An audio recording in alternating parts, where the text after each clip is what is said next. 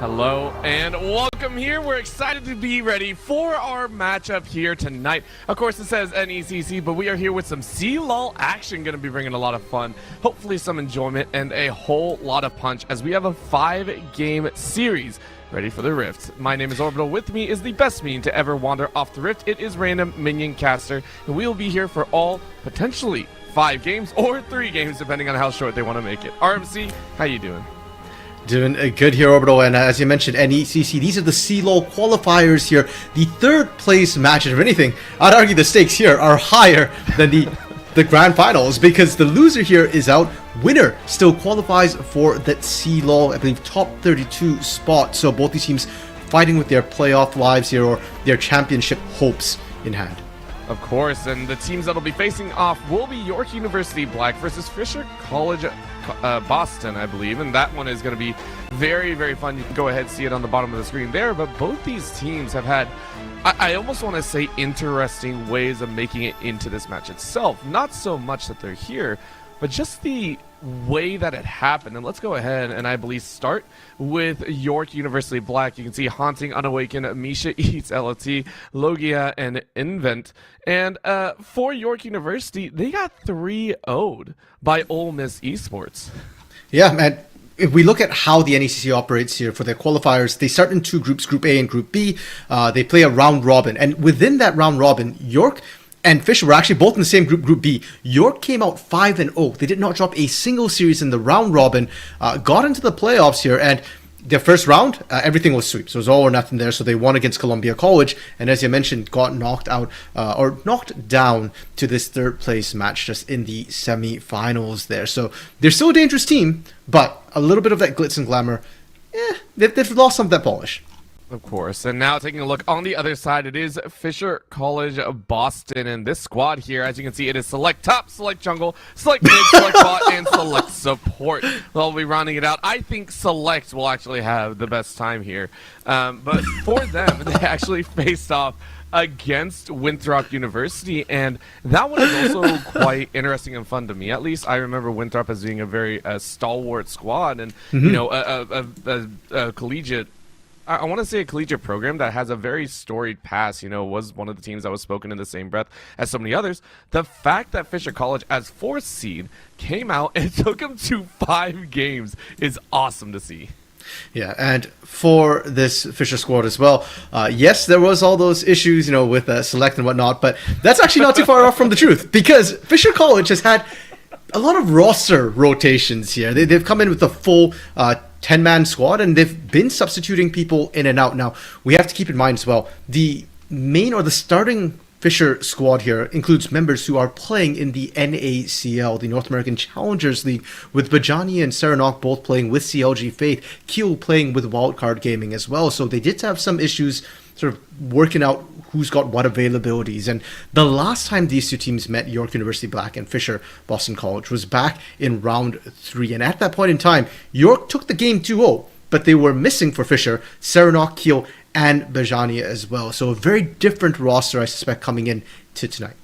Of course, and you can go ahead and see we are into the draft phase. We go ahead and head in. It is Fisher on the blue side to kick things off, and York on the red. And as you can see, that prize ADC Varus, a great, strong pick, no matter if you blind or counter. It is one that you just don't want to give over. Of course, it's interesting to see that Fisher are the ones deciding to ban it away, saying, hey, maybe we don't want to go for the ADC first, so let's get it off the table. And then the Karthus York answering back, saying we don't want to deal with that one. And then, of course, the Jace making its way onto our ban list. Yeah, and for Fisher, their AD carry role has been very interesting. They lost off a stage off their roster, and since then they don't really have an AD carry main. So I believe tonight DMK Dragon Min Kim is filling in. He was their former jungler, and in the amateur he's been actually playing support, I believe, for Horizon Gaming and CCG. So now coming back to Fisher, filling AD carry, he's been all over the place, perhaps doesn't feel that comfortable in the Ferris, is willing to say, okay, I can't play that one and we don't want to give it up, we'll ban it for now. What's interesting now, though, is as we roll even further beyond, we are now seeing what looks to be triple jungle bans here. The Lee Sin third ban for Fisher, just saying, hey, we don't want to deal with that one. But the Gragas and Karthus, yes, Gragas is a flex, but that is some heavy, heavy focus there, making sure that Fisher and York are going to have to be working with a different chip. Make it 4. Okay, I like it. And you know what, Fisher? Go ahead and say, hey, we're going to lock in the Maokai. We're going to flex that one. Maybe send it jungle. Maybe send it into the support role. Depending on what you pick up, York, we'll send it the other. Maokai being the first pick for Fisher here. And it's worth noting Kyo, despite his penchant for lesser-known junglers, I was thinking Kha'Zix might also hit that ban table there, has been playing a lot of Maokai here within this qualifier. It's still a really safe pick. Yeah, it got nerfed, but the utility of Maokai never really vanishes. And I know Awakened, the Lee Sin is what he's played the most of. He's very scary, and he certainly is able to enable his bot lane with that pick. But the Wukong has been what he's slamming in solo queue currently. And now building out for York's side, the Wukong and the Jinx. A very nice kind of hyper up there, but it does leave open the Xayah Rakan, and it's immediately napped up by Fisher, saying we do not want an opportunity to slip through our fingers again. In a best of 5 series, you can drop 2 games and still have a way back, but you still don't want to be sitting on 2 losses, so it is a very heavy setup here. Both bot lanes coming out swinging hard. Yeah, we've seen the meta shift towards these hyper carries here, and specifically for Fisher's bot lane, DMK and Sword Blue. Sword Blue, a great Rakan player. If you leave it open, he'll slam it for his team. Really solid engage, solid poke as well in lane, but Logia, the massive carry for York University Black, any hyper carry in his hands is terrifying to look at. So you can already tell both these teams, they're willing to go into that. The big question for me, though, is sort of the solo lanes, which both teams are looking for to pick up in their second round of picks.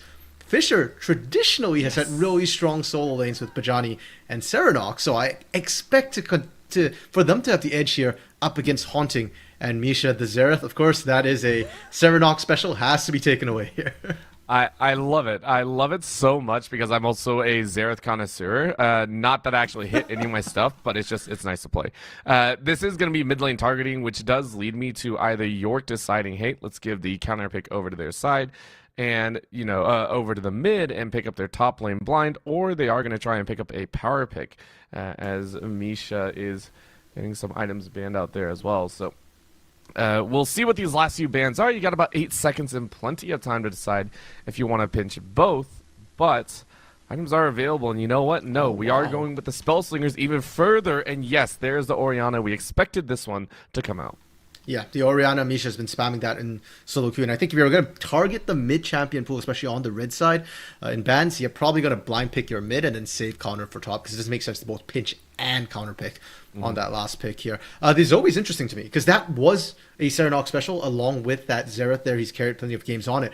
But he has kind of moved away from the Zoe in recent times. And I was more worried about his champions like REZ, very mobile champions that can kind of flank around and find this Jinx. Orbital, okay, I was wrong, Orbital. I was thinking you don't pinch mid and still last pick mid.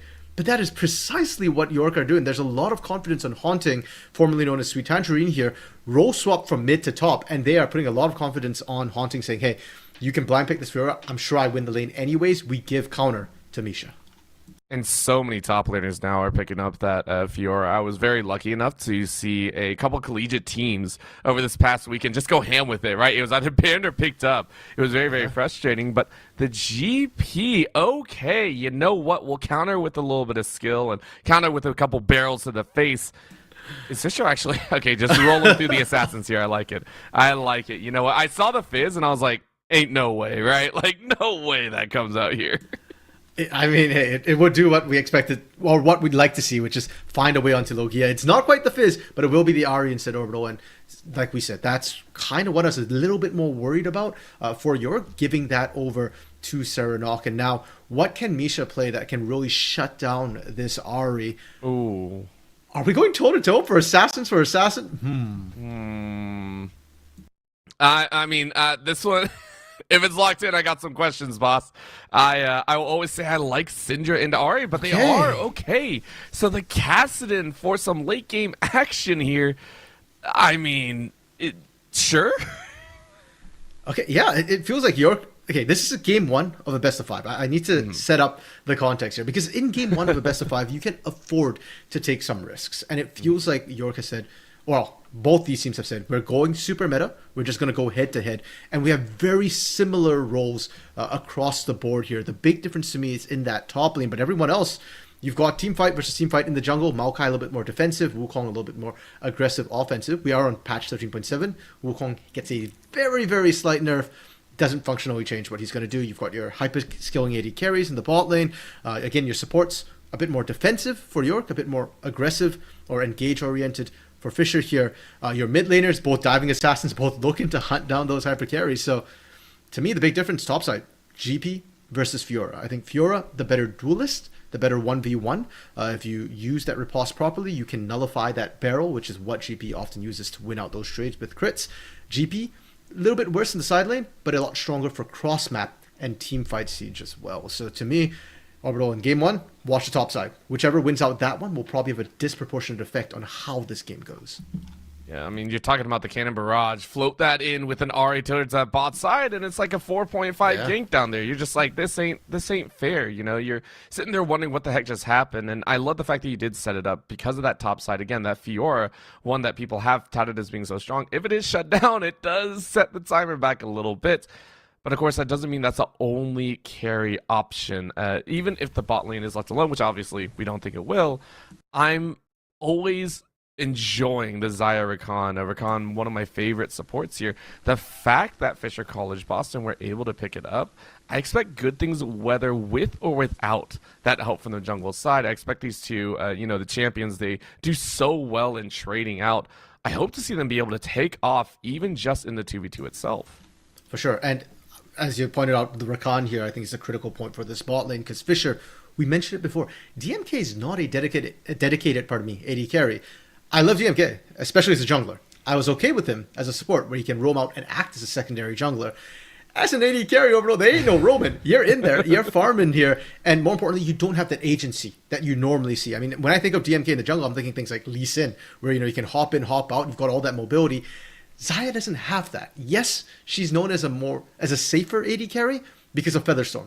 But that's one spell. That's an ultimate with a massive cooldown. Once that goes down, Xayah doesn't have great ways to deal with follow-up when people can keep chasing her down. People like the Fiora, like the Kassadin, where Rift Walk's going to be like a second or less cooldown here. So I really do hope that Sword Blue is able to help them win out that lane. And when I look across the board, I'm worried for them because that's Logia and Phoenix you're up against. These guys have been playing together for years now, and they are a dominating bot lane. Sure, you don't think of Jinx as a lane-dominant AD carry, but if anybody's going to be able to pull that off, it's Logia and Phoenix. It's also the fact that if it does go wrong, if they are able to take off on this Jinx and Lulu, it's the almost PTSD-like situation of this is like old school League of the ball, the ADC ball comp. It's just going to run you down. It's going to be a problem.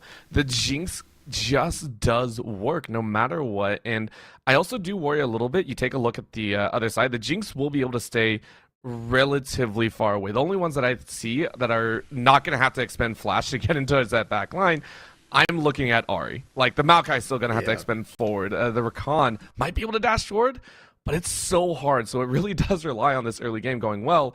And I mean, touching on the Ahri, let's talk about that mid lane, right? The Kassadin late game, that's another assassin for the back line. But there is going to be some difficulties, some barriers getting through that early game, I feel. Yeah, no, well, that was why I was a little bit concerned when we saw the Kassadin hover on R5 here. Both were. We were like, Yeah, don't get me wrong. It's a fine pick in isolation. It's great for the 1v1. Against an Ahri, you can match a lot of her poke with your Q as well, and then you're more mobile than she is. So you out Ahri at 16. And you're Kassadin, of course. You outskill the Ahri. Problem is, that's with nameplates off. Nameplates on Orbital, and you're trying to do this against Serenok, of all people, one of the best collegiate mid laners. Like we said, he got picked up by de facto almost like a academy level team, right? He was playing for CLG Faith in the NACL. He's been going up against some of the best mid laners in NA here. And now he's coming back to NECC. Misha, you've got your work cut out for you. If you can survive the laning phase, if you can lock Serenok down long enough, I think York will be fine. They will outscale, and then Kassadin comes online. But if you can't, and Serenok finds ways to flank, get in that backline once Logia falls, Kassadin doesn't have that sustained damage. It's not about these mid laners to carry the fights. It's for them to try and end the AD carries that will. Ooh, burst for burst, power for power, and maybe some death for death. I am also hoping to see some Medjais come out because, good lord, I would love to see Medjais on both of these players, depending on who picks it up. But please do not buy Medjais outright. Please test the waters with the Dark Seal first, or else my poor, poor heart will be very sad that you didn't fill any of the chapters there. So, a lot of fun to take a look at here. A lot of players as well. You pointed it out. And again, this is just game number 1. So, RMC, I gotta ask you my favorite question as we are taking a look at CLOL, a top 32 spot to take a look at here. I'm not gonna ask you, which team is gonna come out on top or anything like that. I want to ask your thoughts on a single player that you think we should keep our eyes on throughout this entire series. Is there a player that you feel will stand out above the rest throughout the entirety of the season, whether it goes 3 games or whether it goes all 5? Oh, can I name one from each team, Orbital? You know what? I'll give it to you this time. Yes, one for each team. York, it's always got to be Logia for me. Logia is the massive carry for York. If he does well, team does well. If he struggles, it's kind of hard for the team. And you'll see it in draft. They often do pick hyper carries for him. For Fisher, as much as I talked up Serenok, the one who I'm actually going to keep an eye on is Keel, the jungler. Ooh. Because Keel is an incredible jungler. He likes his carries, and he's really good at ganking. So a lot of times, you'll get to see Fisher snowball from the jungle. I mean, look at the bans, right? All 3 bans in the first phase were at Keel. So my eyes on Keel for Fisher. Ooh, okay. So a little bit of a difference, maybe taking a look at the jungle and the bottom side, but that all is yet to be determined, right? We have so many games ahead, and I'm very, very excited to see it because these teams are battling it out for a top 32 spot. They qualify to move on into further playoffs, so 3rd place is not the end here. Of course, one of these teams will be going home, and we'll see, again, some spice coming out here. I want to see even more from these teams. I want to see the action break out. I also don't want to be snoozing. I don't want to be sitting here, taking a 20-minute power nap before we actually get to the action. I want to see these teams duke it out across the board. RMC, another fun question here. You lined up Keel in the jungle. You lined up Logia. Now the question is, where does First Blood go? Because this is now specifically with the champion and some of the players on the line. Where do you think we get First Blood at? Ooh, that's actually kind of tough. could theoretically be any lane, really. Yeah. Because York has all skilling lanes. I'll tell you what, I'd like to see for York First Blood on the top side. And for Haunting, because we already touched on the Fiora GP matchup. You can get Fiora rolling. GP can't handle her. So I'd love to see them gank that early, get this Fiora going, and then you just need like 1 or 2 ganks, and you can just ignore topside. Haunting can take over from there. For Fisher, I want to see actually early gank into the mid lane onto this Kassadin. He's vulnerable. He doesn't have escapes. He'll have to blow flash. And with the Maokai gank, you just walk up W, what you're going to do. And if you get Serenok rolling, his ganks, he can roam really heavily as well. And then he can start looking for ganks as well. So, yeah, I'd say mid or top, depending on which team you're rooting for here. Okay. Now, you had another stipulation on there. I'm gonna pick this even further because you almost had the stipulation that the kill will only come if a gank comes off. Do you not trust these players to single-handedly best it? Like, come on, is that how it's gonna go? You know what? I do think there will be some leads forming in some of the lanes Orbital, but for kills, like it's a little bit hard, on your own here. And I think the players, it's game 1. Maybe they play a little bit loose, but I think if the players are playing respectfully here, then I think we're probably not going to see kills before 6. And I'm hoping we see kills before 6 Orbital. That's why I'm calling for junglers to get involved. All right, well, fine. You know what? No solo kills, no action there. Then let's go to another minute factor, because I personally am a lethal, efficient farmer in the mid lane. I take pride in the fact that I was, I think, like 1500 master when that token came out. I met someone that was actually like 300, and I was really, really salty about that. So then my question becomes, if we are going to get a little bit of a slight fest, and we're only going to see incremental leads, do we actually get to see a Flame Horizon with the players that we have here and some of the champions? Do we actually see that massive CS lead come out here, a lane that is just overly dominant in that factor? I personally don't think so. I think both these teams are really good teams. I mean, these were the top 2 seeds in their group. I don't expect that we see like a massive gap form here. I could be wrong, but I hope not. Yeah, well, if it does come to that, then we will say a Flame Horizon is on the board. But for right now, it is still morning. We still have plenty of time to play throughout the day. and the teams will determine for us how the series does go. So we're on to the rift for game number 1. As of course, you see Fisher on the blue side and York on the red in a very standard 5-point setup, or at least we will, hopefully, as DMK and Sword Blue decide to double up in the bot. Yeah, because both of these teams have that strong skilling on their side lanes, I'm not expecting to see early invades come through here. It's all about just hitting your power spikes for both of these teams. Pajani, though, walking up, just getting, you know, the early first strike gold. Why not? Just walk up, kind of shoot the Fiora, and there's nothing you can do. I do want to highlight, though, the different summoners in that top lane. The Flash versus the Ghost. And as we kind of mentioned, Fiora, the better duelist, she will be better in these extended trades. Hence why we're seeing the Ghost to be able to run down GP.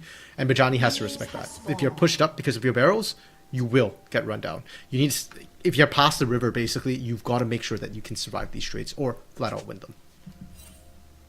It'll be a little bit worrisome because, as you said, that Ghost will be very, very pivotal. But for right now, jungle is going to be quite fun as well. We do see a split start here. Maokai, of course, starting on those Raptors. And on the other side, it is Unawakened going ahead and clearing out that red buff, making things feel pretty smooth here. Actually, no, they started earlier because my brain does not want to work at all.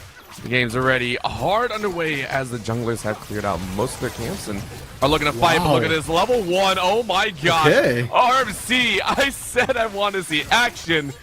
I was thinking level 2, level 3. Phoenix already burning the flash at level 1.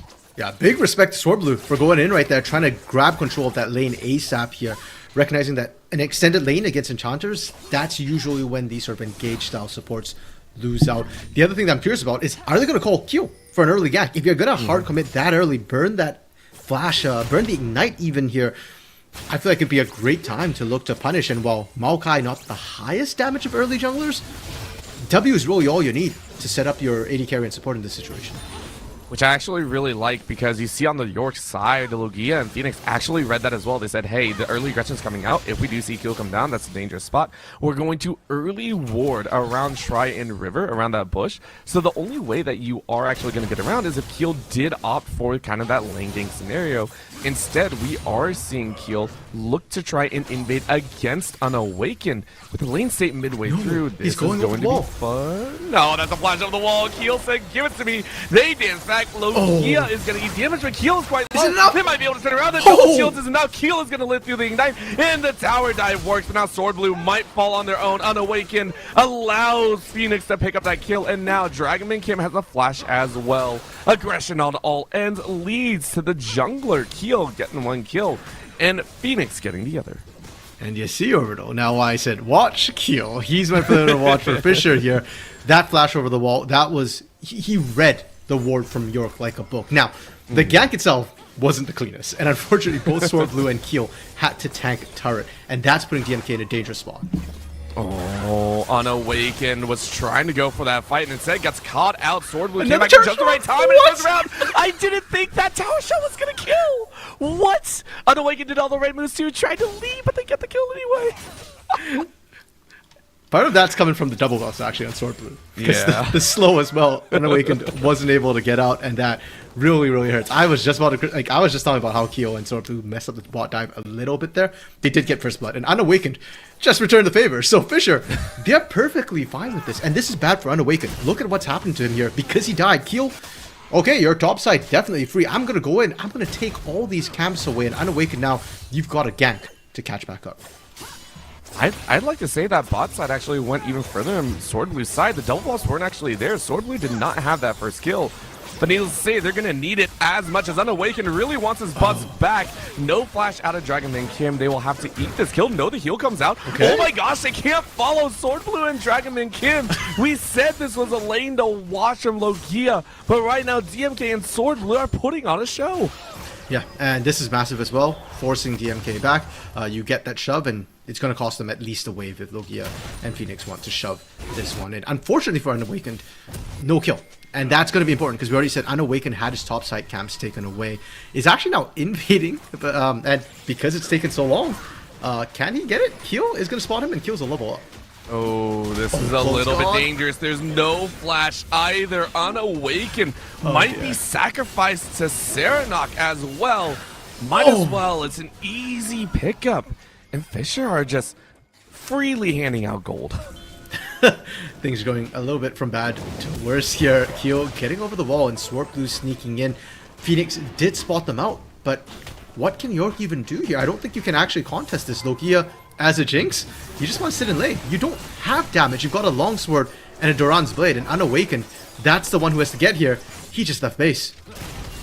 I love it. I love that Fisher have identified this factor, and I mean, they're going to get the dragon. The question is actually how much more are they going to lose? That's a big question. That is going to be the thing. And now they dump in. Cannon Barrage comes in as well. And they say, York, you stayed around a little bit too long. Level 4 is only level 6 on Misha, but you can't follow up there. It's another it's another power move, and Misha is going to get over the wall. But the charm lands and finishes him off, and Fisher, with coordination and level 6s, takes a massive team fight win. Oh, well, you got baited in, and so did York there. They forgot about the cross-map strength we were talking about with Vajani there. It's not even the damage. It's the fact that you can slow them and pick the initiate. So while York was collapsing in, Fisher is the one who gets to choose when to pull the trigger. And because they pulled the trigger, they burst down members so quickly. Vajani, is he in trouble? Still has flash. Should be fine. I mean, he does eat most, and he's trying to duke it out, trying to stay alive. Doesn't he have to burn the flash? Fisher currently are winning out on all advances. They are ramping up this game's pace, and Phoenix is now on the dire side. Feathers won't eat too much, but Logia can barely fend them off. Dragonman Kim just now hitting level 5, but with that Cole in hand is showing just how far they are ahead, dueling out with that Cole still in hand. That's crazy.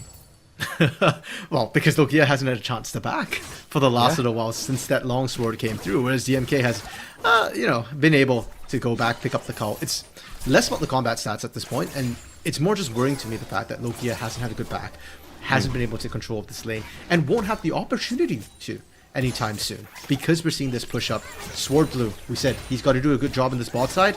It's been utterly immaculate. A lot of this bot side pressure is from the support.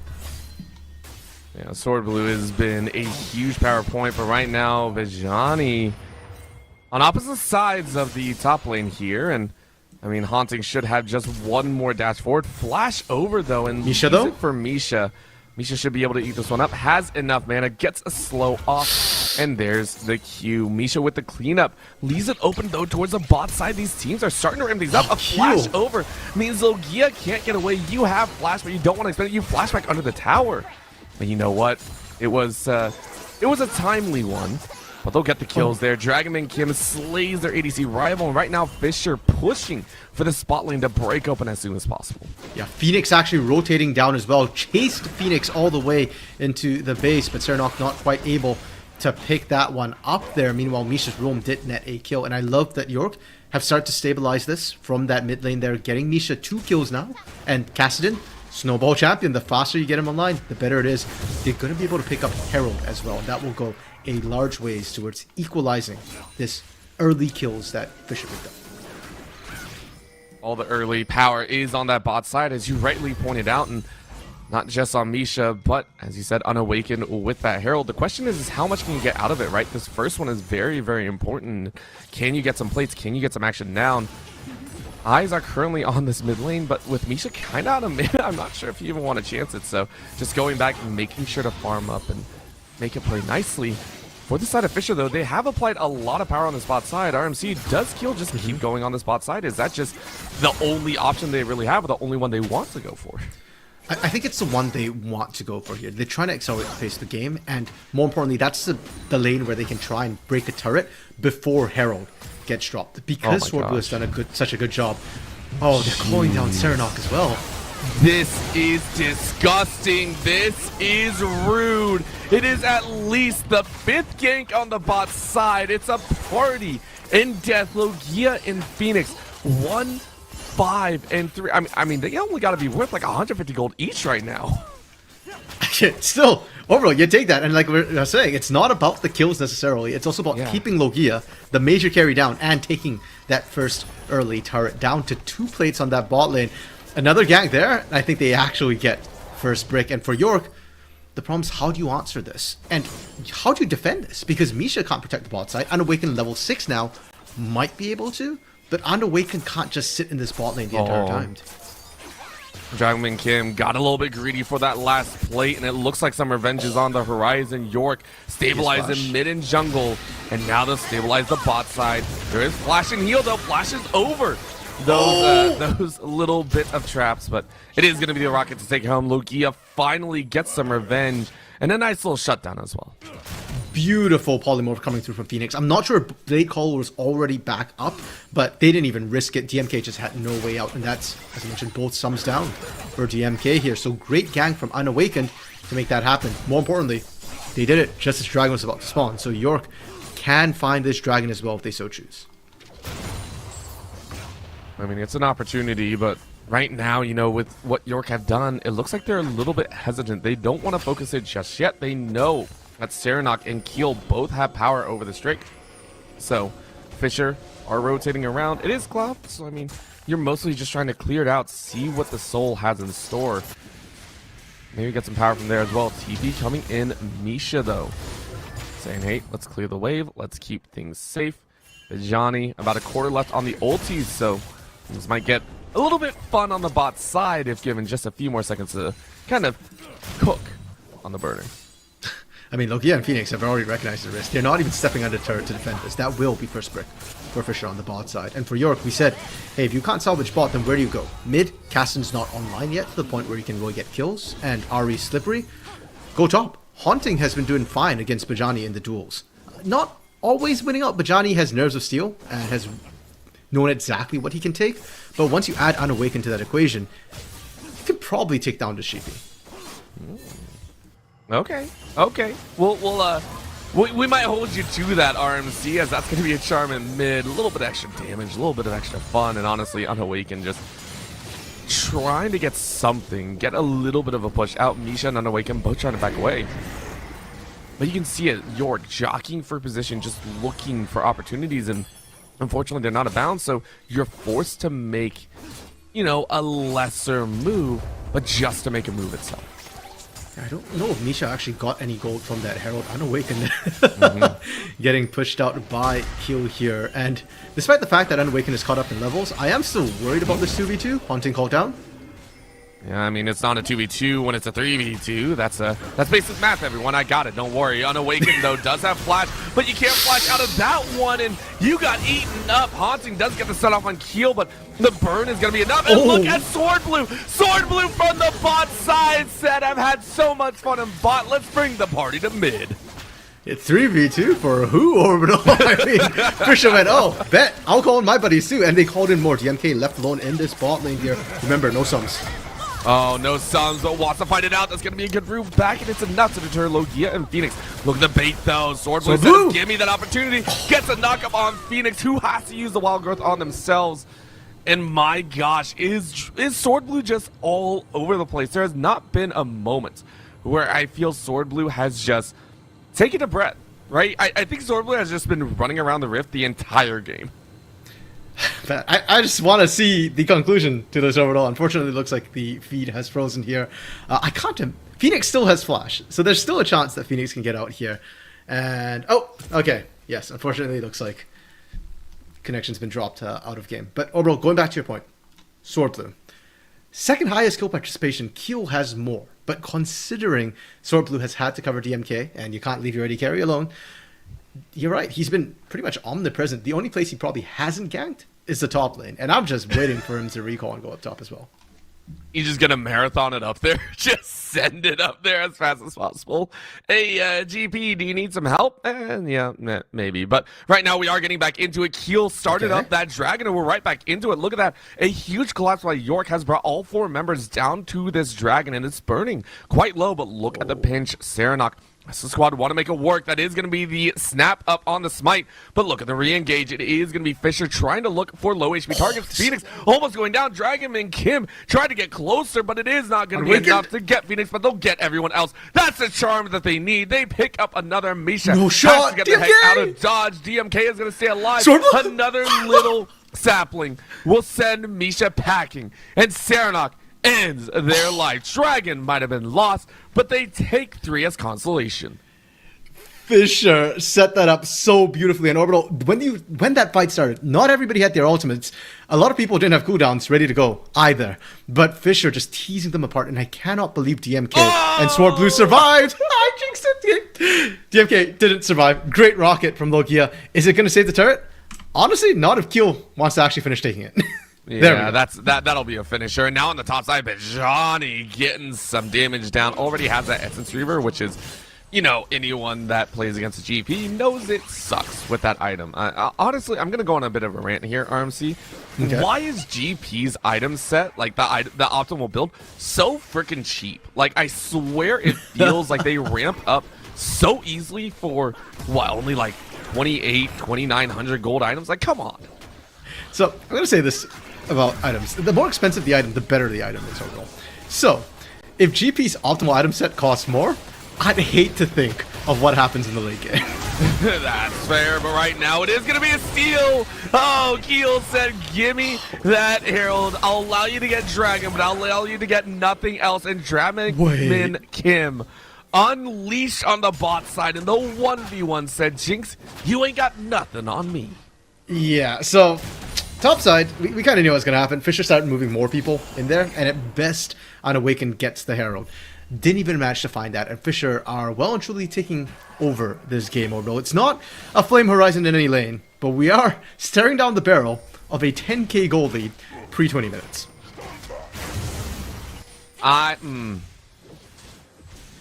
You know, RMC, there is a point where I kind of say I don't like my chances, and this would be that moment. If I'm on your side, I am wondering how the heck do I come back into this? Because you take a look, right? You look down the line, and individually, you're like, oh, maybe we can find something. Maybe we can ramp it up. Misha might get strong, level 11 right now. But it doesn't feel like Fisher are going to allow them to have that time. You look at the mid lane, 407, already building into a bit more power and punch on the back end. That Hextech Alternator getting ready to burst online. 2 items now on Bajani. I'm terrified to see what Bajani does once that top lane tower falls. Oh my god, look at this. Bullying. Kinda, yeah. They actually must have a little 3 bit. tower shots, Keel. Oh my gosh. But Johnny's just like, yeah, I'll make you face the pain a little bit longer. What the heck? Yeah, that was suboptimal. They didn't layer Keel CC perfectly, and they didn't even need to. Despite eating those turret shots, they get the kill. They're going to be able to walk out as well here. Or can they find Keel? This feels like a bit of desperation here. They're going to jump all the way forward, but now Sword look Blue. at that fight. Sword Blue catches more, and even catches Misha, who rips off White into it. That will be the kill. Yes, you get 1, but the rest of the team is locked into danger. It is 3 dead total. Make it 4. Make it 5 as the dashes reign supreme. It is an ace for Fisher as top lane falls. Unofficial ace. I think Haunting came out right before the last kill. But basically, might as well call it an ace there. And for Fisher, it's all bait. York has to be so careful. As long as TPs are up, you're not safe. DMK, where can he go? Flashes over the wall there to safety. And speaking of DMK, props to Fisher here. They recognize that York's big carry condition has traditionally been Logia. And I was a little bit concerned whether DMK and Sword Blue could hold their own in the 2v2. The start of the game wasn't a 2v2.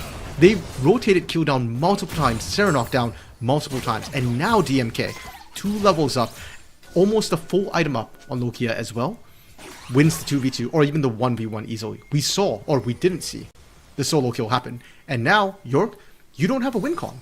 How are you going to get back into this game? You pray that Fisher just doesn't do anything for the next 30 minutes as Kassadin tries to scale up. It ain't gonna happen though, right? No. We have a Hextech Soul on the board, which is crazy to me. The fact that it's coming up, Fisher, like, we love League of Legends. We love this dragon coming up. The slows, the attack speed, the extra bit of ability haste is gonna be so nice to play with. But they're not even focused on it. You take a look, the Herald is being dropped. They're just gonna keep breaking open the base ever so slightly. No, they need 15 minutes, Orbital, to get Soul, and that would put us at 35 minutes. Fisher don't want to get Soul. They want to end the game before that, and we're seeing that Serenok, Sword Blue, these two are roaming incredibly heavily. You said earlier, around the 12-minute mark, that Sword Blue's been everywhere. He's been part of every single kill since then. He's actually caught up with Keel in terms of kill participation. That's, you know what? Sword Blue, you just want to carry from the bot side? Go for it, you know? Have at it from the support role there. I love it. That is going to be their dragon, though, and I love the fact that you did point out, yes, if they go for Soul all the way through, it is going to reach that late game. It is going to be a little bit of a problem. So what do they decide to do? How are they going to play this one? Misha says, well, we're going to play it a little bit like a dice roll. We'll get a 6. Do I want to ramp it up? Do I want to go? Oh, Misha says I want the wave instead. Yeah, no, Misha does not want any part of Bajani right now. Like, the Rod of Ages isn't even fully stacked. Ceres, your tier's not stacked. You don't even have the Archangel staff, much less the Ceres Embrace. Misha is not ready to go for any of these fights. And that goes for pretty much everybody except for Haunting on side of York. Flash over the wall from Keel here. Oh, the Chompers. I love it. I think that was a Hextech Flash again. I am loving Keel's just outright aggression, even with the phase rush. It allows you to stick to an opponent as soon as you get over the wall. Oh! Under 0.25 seconds. Under 2.5 seconds right there. Yeah, Haunting able to get out. Now, does that change anything for Bajani? Not really. Nope. Like, if Bajani can hold Haunting there, great. It means the team instantly just goes to Baron and take it. If Bajani can't stop Haunting, it means Fisher goes directly to Baron anyway. Because they've got such a big gold lead. It was the 10k gold lead pre-20. And if York show up here, we've seen what happens when York and Fisher fight 5v5. York gets aced. Well, it looks like they're doing it now, too. You can see the rocket on your mini-map flying forward just to get a little bit of vision, and you see it about 4K. But it's going to have to be given. York cannot deal with another death of that sort. They cannot deal with another ace. They will lose a majority share of their inhibitors. They just couldn't deal with it. So now, you're on your back foot. You pray. The extra 30 seconds you got will be enough to deter a full Baroned up team. Yeah, Orbital. I don't know if you're praying, man, but I don't think it's going to happen I'm trying this here, game. okay? I'm trying. And so are York. I'm going to be honest, Chief. I don't know about their odds here. Misha threatening the flank here. I'm waiting for Haunting to kind of get stuck in. Haunting going for the split push here is probably going to backfire. You can't afford to split push against a Baroned up team in the lead. No, you cannot. And right now, with the 3.5 and 1.5 setup, Keel kind of rotating in between, Haunting is actually just choosing to go against. Yeah, this is not exactly what we want to see. Unawaken actually eats up most of that graph running all the way through, but has to leave that top side. Yeah. Haunting needs to get back. Haunting needs to try and help out the team. Of course, you did get that bot side tower, and the inhibitor is going to fall. And Haunting said, you know what, that's all they're going to get. So I'm going to try and keep pushing. I'm going to try and get the rest of the wave. I'm 0-2-1, but I'll at least have a bit of farm in my pocket. And this is not the worst case scenario for York. The fact that Fisher only gets the one inhib, okay, that's a bit rough, but keep in mind there's Bounty, and Haunting couldn't do anything else. This is what I'm worried about. The continued engage coming through from Fisher, knowing that Unawakened doesn't have out, knowing that they have a numerical advantage here. Oh my gosh. Took it from inside their base. So I had half a brain that Haunting was actually the one going through and Keel was following behind. You know, it's the Akali following behind with the Shuriken. I was like, did Keel just strike someone? I was like, no one can actually fall like that. Either way, my slow brain does not care, because right now they have broken up that top side and now leaves a very nice setup in a mid bot side push, as I think Baron is up for another minute. They can do some work still, at least to get the waves in position. Yeah, they can push out, but they probably won't be able to effectively siege any more turrets. And this time, all of York is back together here. The problem is, we've already seen that sort of 3-2-4-1 split push on that top side with Baron buff. Fisher don't actually need the Baron buff. And now they can 4-1-1, because supers are pushing the top side. So somebody's got to deal with that. Somebody's got to deal with mid. Somebody's got to deal with bot. The moment there's a numbers advantage, Fisher can just pull the trigger. They are strong enough to dive turrets. And honestly, I think that's what they're looking for. They're just saying, hey, where's Cassidy? We just saw him on the top side, so let's clear out this bot side, send out the ulti, ensure that we have this bot side inhibitor. We have 15 seconds left on this Baron, and it looks like Unawakened is trying to make something happen, but Serenok said, I don't care, I'm the bait. You can try all you want to jump me, but I'll just Spirit Rush my way back out. Screw mid lane. Let's just keep pushing in a double cannon up wave. Let's force them ever further back. It was an easy break. No one died. Simple play that Fisher just say thank you very much. And to a large extent, Orbital, I'm worried that if you're going to make something happen there, when Keel used the Maokai ultimate to push them off a turret, when you had the TP flank position from Misha, and even Haunting actually with the flank position either, when are you going to fight? With 2 inhibs down, Fisher can just group as 5 and siege mid. And what are you going to do? If you go for a flank position and Q doesn't burn the ultimate, then you can't engage because Maokai will stop you.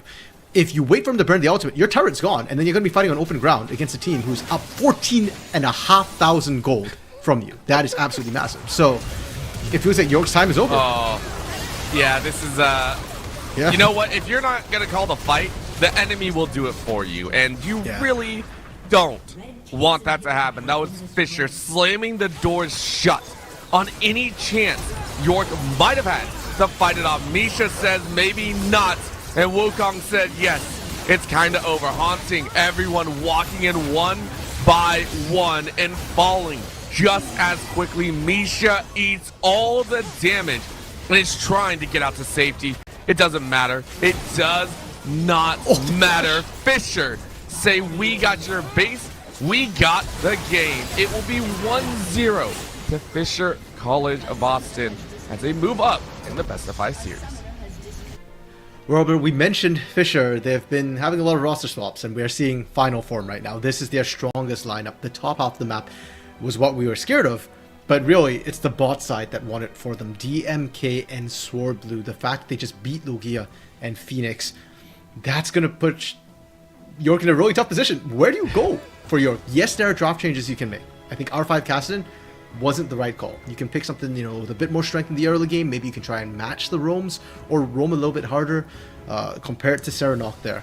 But that will only get you so far, Orbital. And after game 1, I'm left with more questions than answers for York.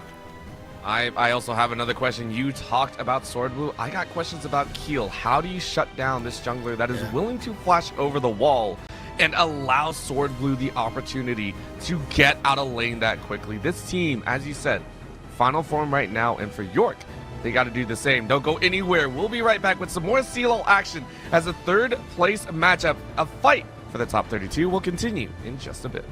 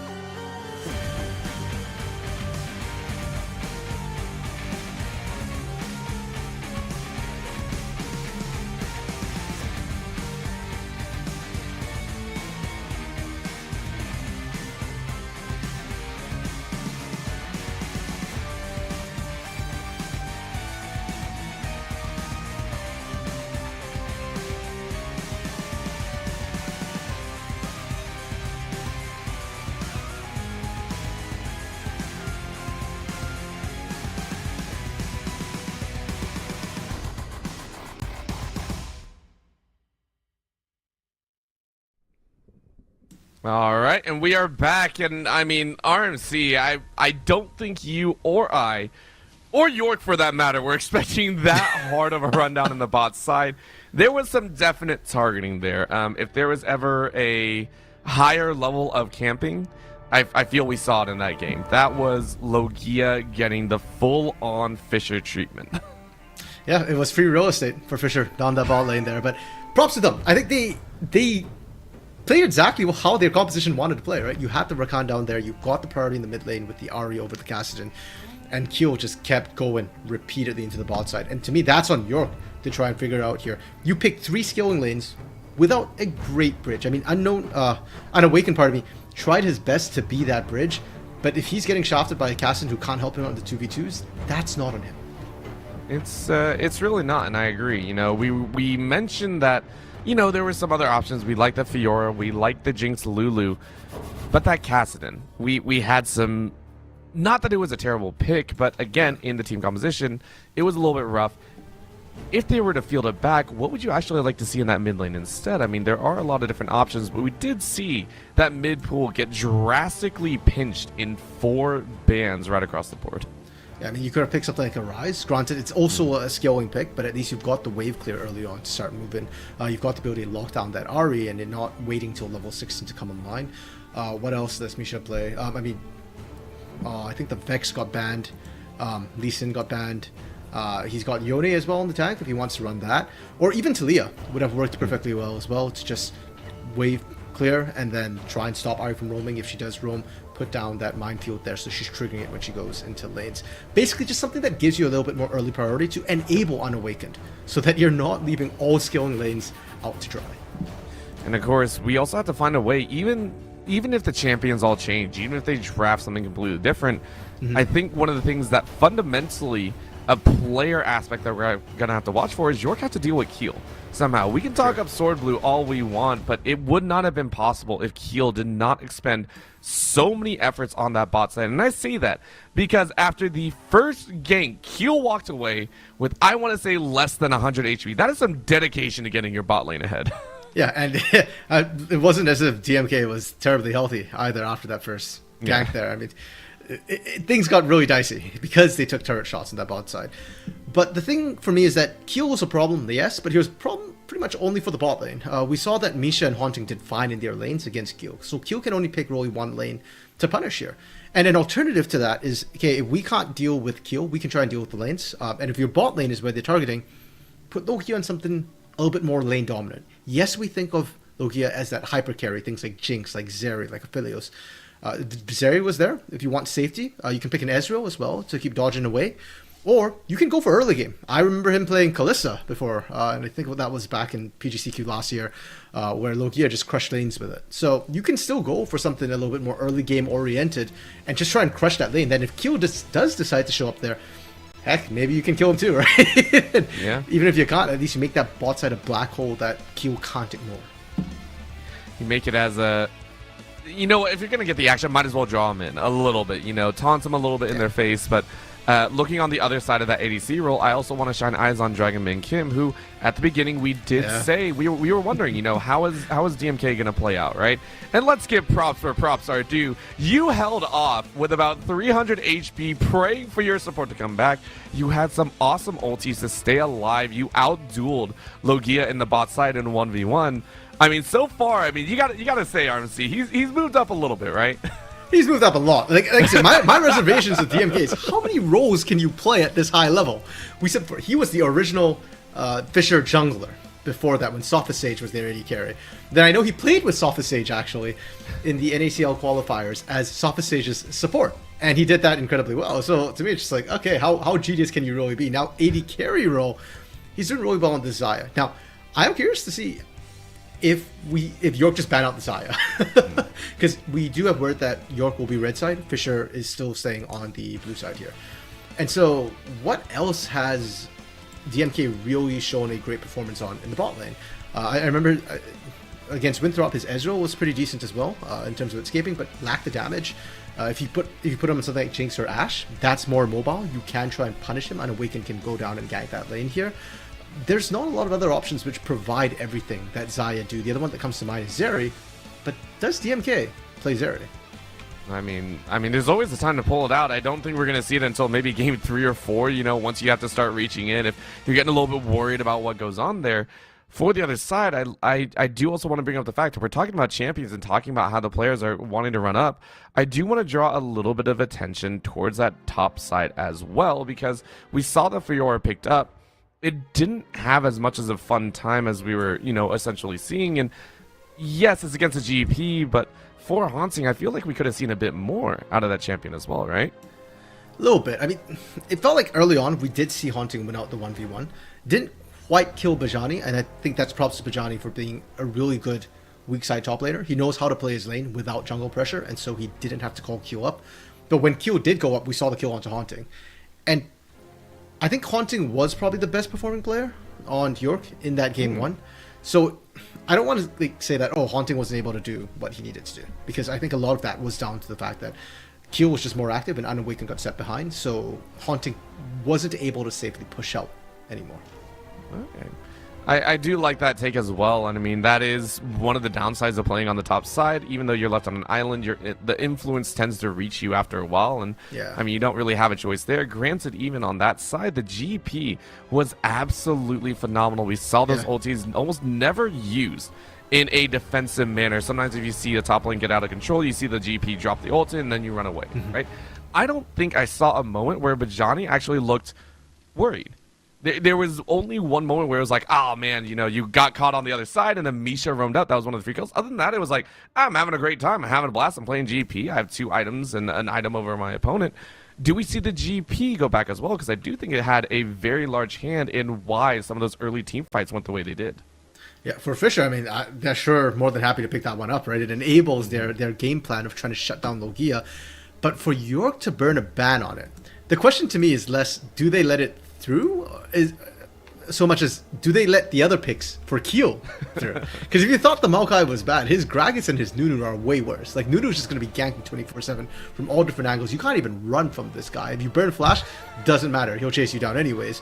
If you let the Karthus through, well, Keel has literally carried games on that Karthus against Academy teams regularly last year. So the risk, right? Like, and if you let Karthus through, it's just like the GP anyways. You still got that global ultimate to finish things off. So I would like for York to ban it. I just don't think they have the bandwidth in their pick and ban to actually let anything else through. That has to be the worst feeling as well. Man, there are so many picks that you have to worry about. So if you had to pick one or the other, at least in your professional opinion, because RMC, you have been annihilating a lot of these points. You pointed out Keel being one of the big, I would say, big kind of turning point there. Logia obviously being focused, right?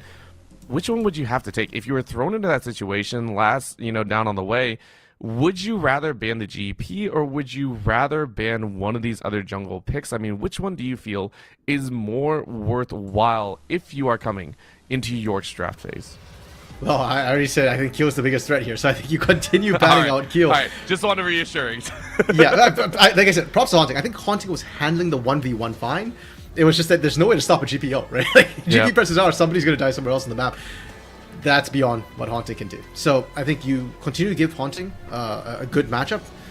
The Fiora was blinded, and it did fine. So I think, yeah, just let Bajani get what Bajani needs. And besides, Bajani picked in second ban phase anyway, so maybe you get a chance to ban him in that second rotation. Of course. Well, there's so many questions on the line for Fisher as well as a heck of a ton for York. We are waiting on a game number 2, but the teams are still running through what they want to ban, what they want to let through, and what they pray will bring to the table. So we're going to go to a very, very quick break and try and get things rolling here. The teams just wanted just a little bit of extra time. Don't go anywhere.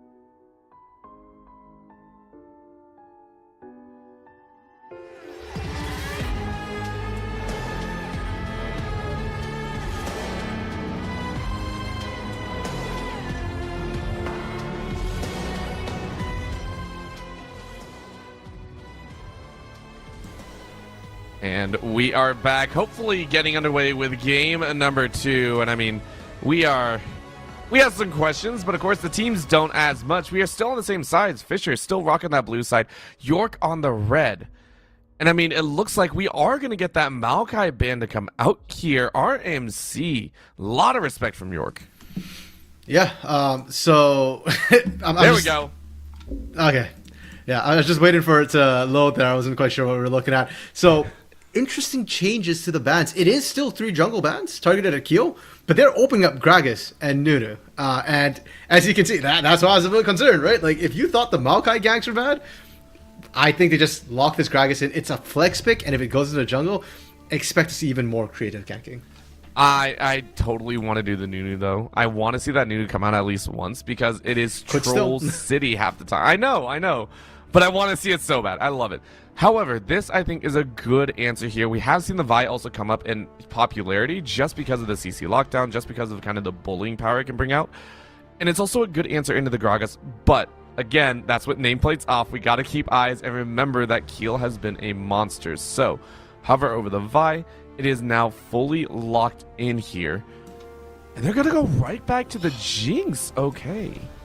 So, 2 things. First, Vi just got nerfed on this patch, Orbital. 13.7, her damage got reduced. Her skilling went up, but if you build skilling, she's not very tanky. So Unawakened, very risky of a pick, and it doesn't have that same early game impact. And then Logia going back for that Jinx. I understand why York is doing it. We said before, Logia, big win con for this team. Put him on a hyper carry, and few champions carry harder than the Jinx. But you're still facing the exact same problems. And I don't know what support you can pick right here to keep Logia safe. Are we going to see something like a Thresh? Tom Kench? A Braum? Maybe? I don't think any of those would really be able to save you. Is Melio... Wait, Melio is enabled?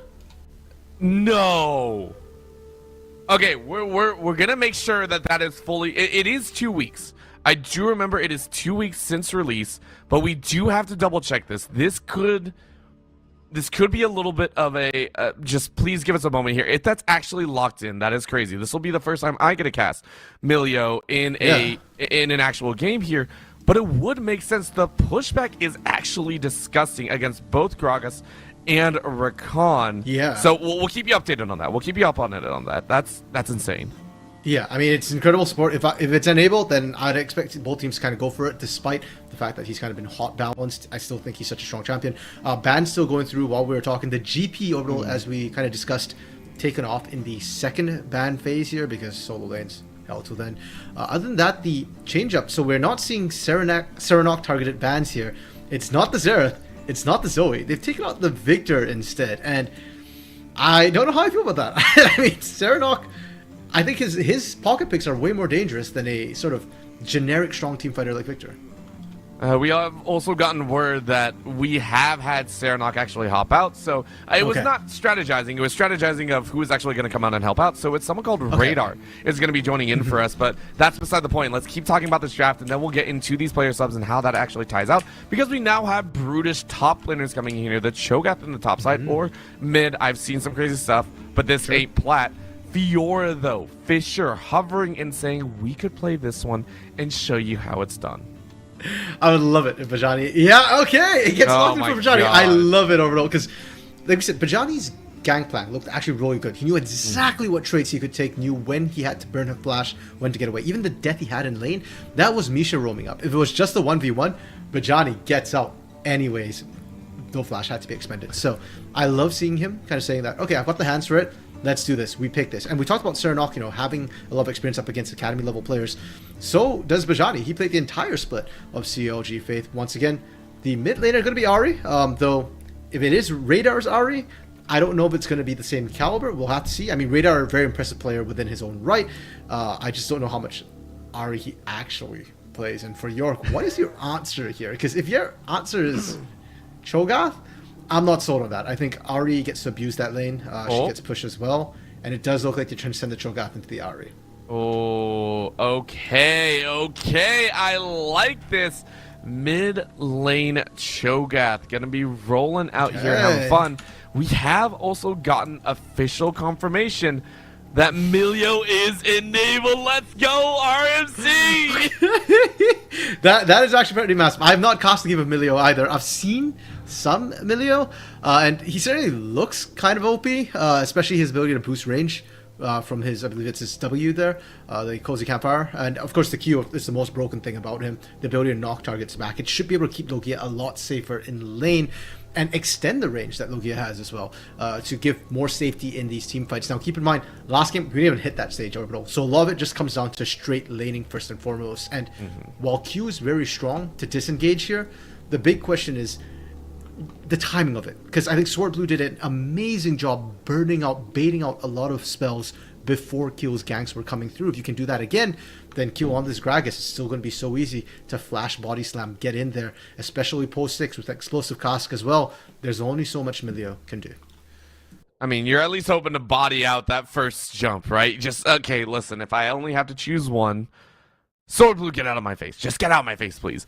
But let's, you know what? We'll talk about that a little bit more as we actually get to watch the turnout of the bot lane. If it becomes that bot lane fiesta that we saw last time, where, you know, bot lane slaughter, depending on which team you're rooting for. I want to talk about this mid lane. Cho'Gath is a champion that we have seen again start coming back into the essence of League. We see a lot topside. It's a very nice tank, but mid lane is a whole different beast. We've also seen it be, I believe, a direct counter to Asol. We've seen a lot of teams decide to play it there. Yes. Against the Ahri is a question, though, because that is a counter pick Ahri there. Yeah, so it's kind of interesting. I wouldn't necessarily say that Ahri counters Cho'Gath necessarily, but I also just don't think she's particularly pressured by the Cho'Gath there. So Cho'Gath is kind of safe into the Ahri in that if she dashes towards you, you can always silence her. And the feast point and click does mean that Ahri has to be very careful about range control.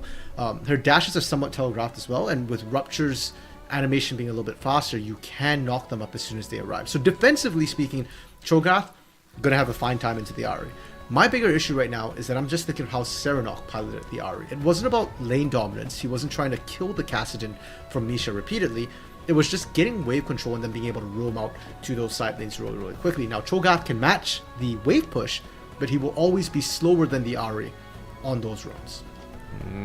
Okay. So, a little bit of a thought process there, which I do like. You know, hey, maybe I can follow, maybe I can help out around those global objectives, but I mean, laners, you're kind of on your own there. You're kind of left to kind of wonder how you're going to play it out. And, you know, you pray for the side of York that things will be a bit better. You know what? You got the Milio. You got a little bit extra range. The Jinx doesn't have to get as close as normal to try and pick up that 1 or 2 CS that you were waiting out on. I'm still very excited to see if that bot state explodes, because remember last time it was a level 1 that threw things into absolute disaster. Phoenix losing Flash at the early stages. It was rough. That's all I'm going to say here. Do I think the Milio will have that issue? Probably not. I want to say that with all the safety in the world. I think the level 1, a lot of it just depends on how you play it as well. Okay. With the Lulu, you don't have a good way to disengage, right? You often take, Glitter Lance level 1, and then if Rakan kind of dodges that or just stays on you after that, then you're kind of in trouble. With the Milio, I think we might see a Q start on that just to knock back, and it just comes down to, can you knock back the Rakan? If you knock back the Rakan, you're safe. If you don't, then that's on you. And then you got to deal with Rakan running you down at that point. Well, that's so sad to hear. It's just like, oh, we tried so hard and got so far. Well, if you miss a skill shot, that's on you. That's also fair. That is also fair. If you miss it, I mean, we can't help you. I mean, Riot has made it, I want to say Riot's made it a lot easier to hit skill shots and also added like 15. I don't know. It's crazy. But as we get underway, the last thing I want to talk about is, again, heal. Given a signature pickup, it is now the Gragas. All eyes have to be on Keel now, right? There is no doubt in my mind that York are just like, we have to shut down Keel. We knew what we were doing giving over the Gragas. We knew that was most likely going to come out. What do you think is going through York's mind here right now? How are they going to deal with this pick? How do you shut down a Gragas, Orbital?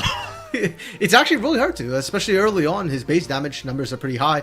Vi can't really out-duel a Gragas. It takes too long and people start piling in. At least you've got a Cho'Gath who can wave clear and come and help you out a little bit more, but it's kind of risky. So instead of looking at how are you going to shut down Keel, Orbital, I'm more looking at how is Unawakened going to match or counter Keel here. Are you going to try and answer his ganks with your own, or are you just going to play cross-map, right? If you trust Phoenix and Logia enough on the bot side, you can say, okay, you've got Milio this time, we'll let you just get camped. You guys are going to be okay. I'm going to go up top to Haunting.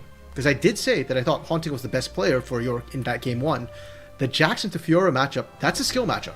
And if one side gets a lead, you can definitely snowball that. So once again, I would love to see Unawakened go to that top side early if you trust Logia and Phoenix enough to survive early pressure. I mean, we'll see how far that trust goes. We'll see how far that trust goes. Sometimes you don't have control over that trust. Sometimes it just kind of gets ripped out of your hands there. I mean, what can you do if you get 3-man bodied once again, right? Looking at it though, I do like that you did point out that Fiora on the top side. It is a slap in the face. Let's call it for what it is. It's a little bit of a slap there. You are straight up challenging the opponent, saying you couldn't play it, but I can, and that's going to put a whole other ring of question marks there, because if you get beat by the Fiora that you picked in game 1, what do you go to at that point? Like, do you just go tanks and say, screw it, I'm not going to play? Like, what? Oh, okay. I feel like, on one hand, I would believe it if you told me Bajani was using this as a slap in the face, but let's not forget that the Jax came out after, so Bajani might have thought I'm running into the Cho'Gath, and I think that's perfectly acceptable. Fiora does great into Cho'Gath there, so Bajani's motivations, we shan't comment on that. The Jax thing, as the counter. The fact that Haunting did pick the Jax as a counter does mean that I expect Haunting to be able to win this out. Like I said before, I think it's a very skill-based matchup. I think it's slightly Fiora favored in terms of being able to answer that, but it just comes down to timing the riposte versus the counter-strike. Whoever uses that first loses that trade. So it's a game of patience between both of them. And that's why I want to see junglers get involved up here. I'd love to see Keel go up there as well. I just think Fisher had a very good game plan, which is shutting down the bot lane, and I expect to see them do that. And that's why I'm looking at Unawakened to go up top. And that's why I'm putting pressure on York to win that lane, because you also counterpicked. That was your R5. I mean, you kind of picked a lot, and again, you are also working, I feel, a little bit off the back end, because not so much the composition. I don't want to say the composition is actually, spiraling out of control. Far from that. I'd say they have a little bit better time. They're not as hard scaling as they were in game number 1, but Fisher is going to try and push you again. That's just kind of the bottom baseline moment of it. Fisher, as soon as they got a lead, they do not let up. There are some teams that I watch, and you say, they're very foundational. They like to build up their base as slowly as possible. They want to make sure that they're getting 70 to 80% trades instead of going for the 60-40s. But Fisher don't feel like that. Fisher feel like they're going to run at you as fast as possible. They do not care. They will take that fight, and if you're not ready, you're in trouble. So let's see if York can make it happen as we get under the rift once again. Game number 2 headed right towards you. And so far, no invades. I was actually curious if York would try and invade level 1 here. Vi, not necessarily the best at level 1, but Cho'Gath, Rupture. That's a huge stop sign on the floor, and it does a lot in early levels. Misha? Misha's posturing aggressively on that bot side, but Unawakened, unfortunately, is not in the area, so I doubt they invade on this. I'm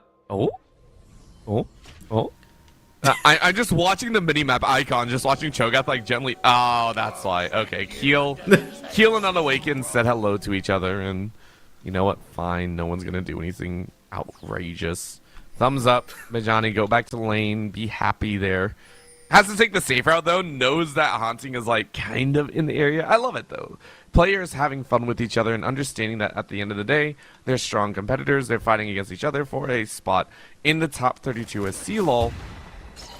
And it'll bring a little bit of Dance of Death, but this is what we were talking about, right? Phoenix not losing Flash right off the rip.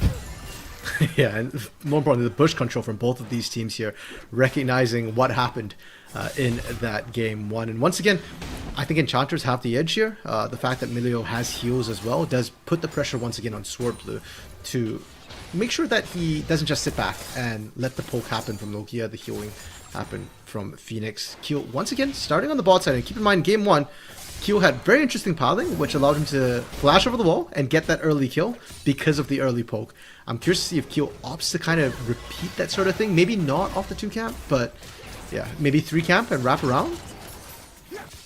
And it will really depend as also where Dragonman Kim and Swordblue are kind of asking for it themselves, right? This might be one of the rare times that they're also seeing Milio. This is a champion that people are still, I want to say slightly figuring out. I don't want to say, it's impossible to do so. But if you're not confident playing against a champion, you're not going to take that risk coming out here. So it does look like it is a little bit of a safer bot lane in exchange for Keel doing a full rotate and full clear out of their setup. But this is a call and a half. That's going to be a jump forward. Good flash, but a knockout away. Radar was actually saved because of the bump of Unawaken, and Disaster strikes, and Champions not blocking up well together. This is now going to be a root on the bot side as Logia is eating up so many feathers, and Dragonman Kim is actually going to turn it around. No, you are getting turned on. The last auto attack takes it, and Phoenix finds Dragonman Kim. Because of that, Logia gets the support. Disaster in the mid lane is found with Disaster in the bot side. I'm going to be honest, I think this is a win for York. Yes, he gave up first blood, but we said it 1,001 times now. Logia is the massive win column for York, and I think this comes down to what you're talking about, Orbital. Unfamiliarity with Milio there. Look at how healthy Phoenix was, and heck, look at how healthy Logia was at the start of that fight as well. I don't think TMK and Sword Blue realized exactly how much shielding and healing Phoenix could put out.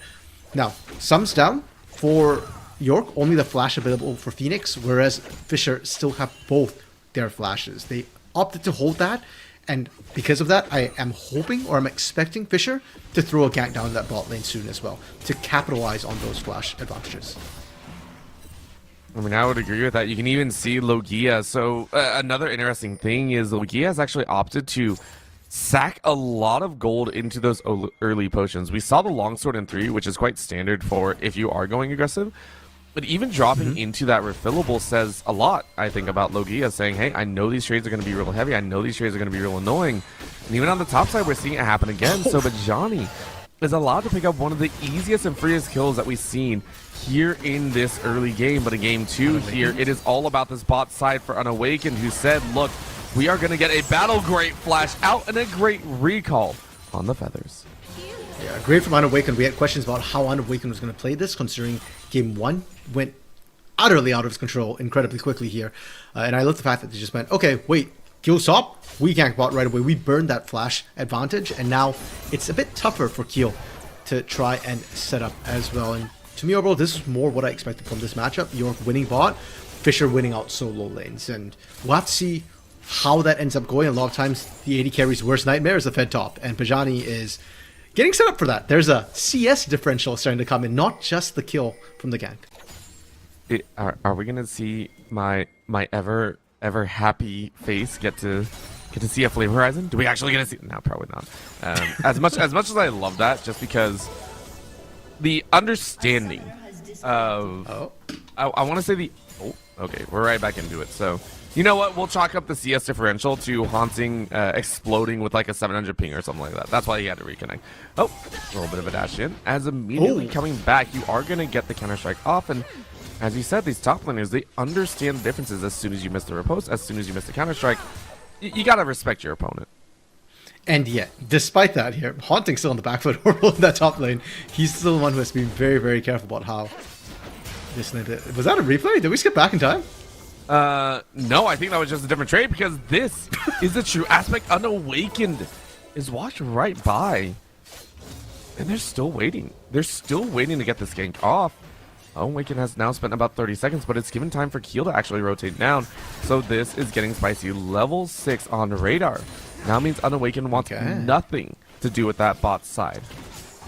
Yeah, and we're seeing the instant roam down as well.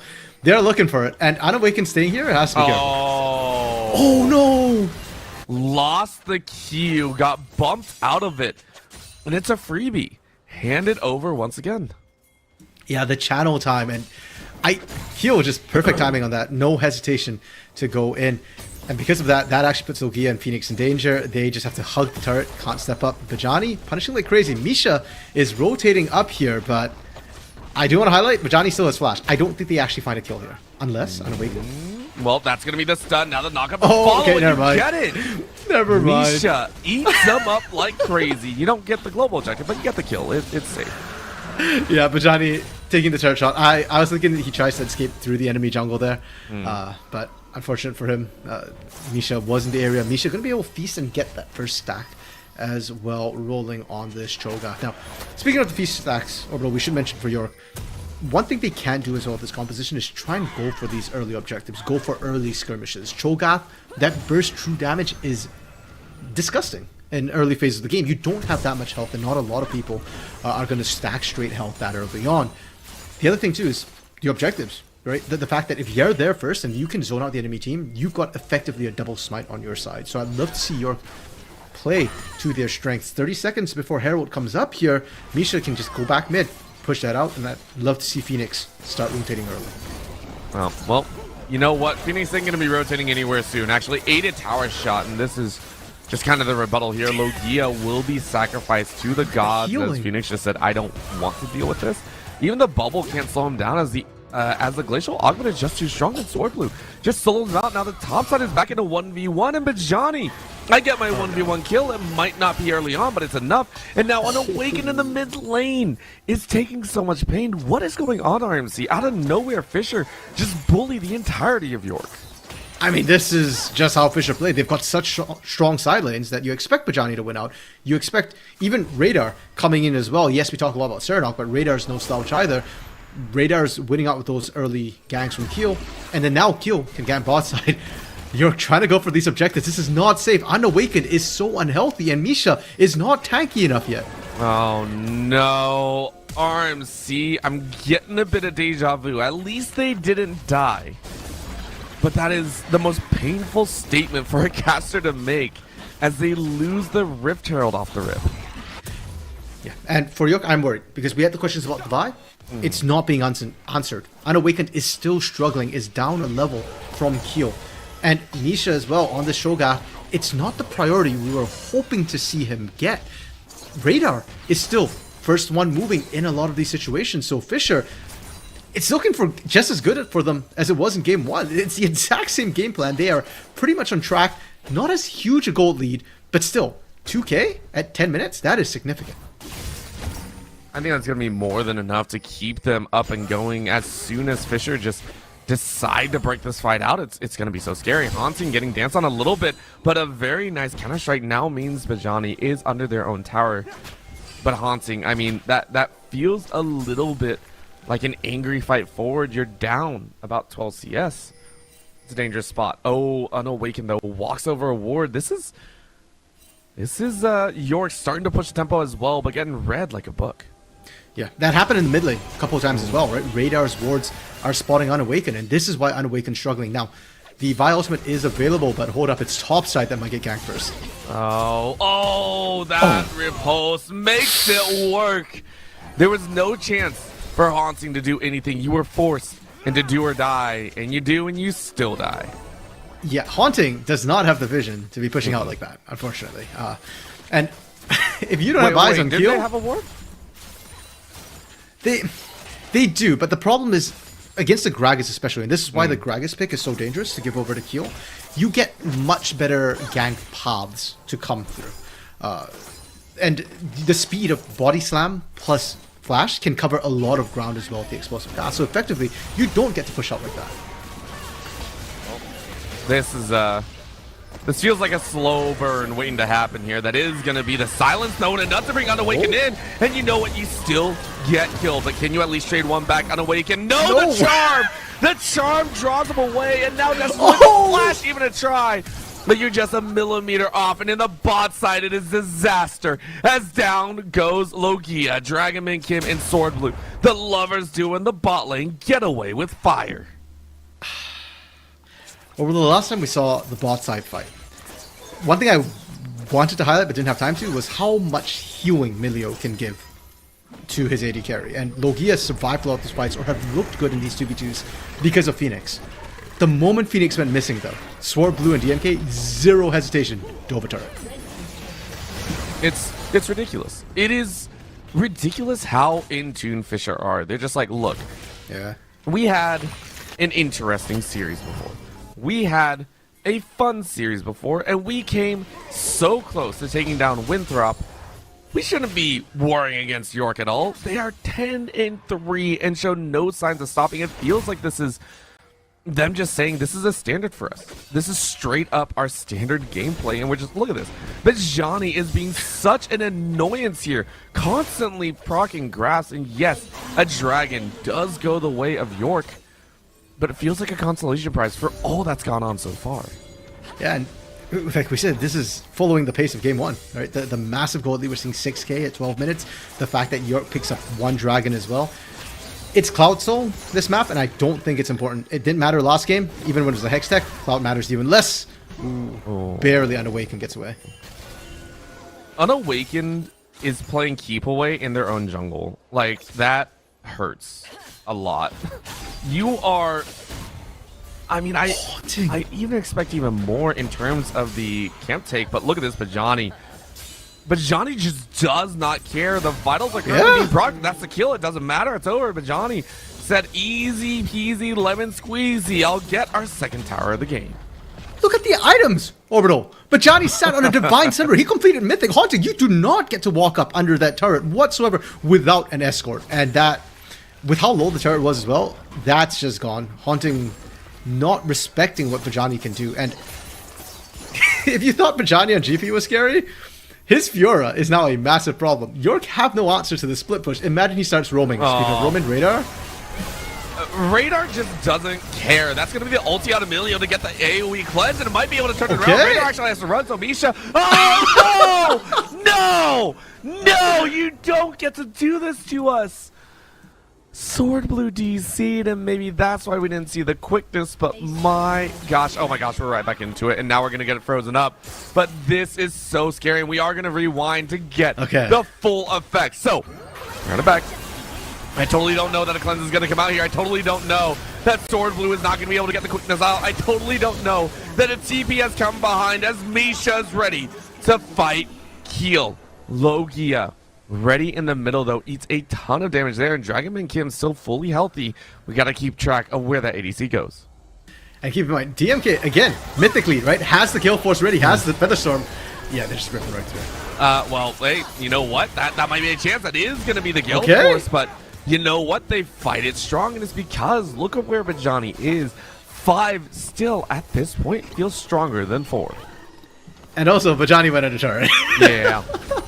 Oh, no, DMK went under turret, pardon me.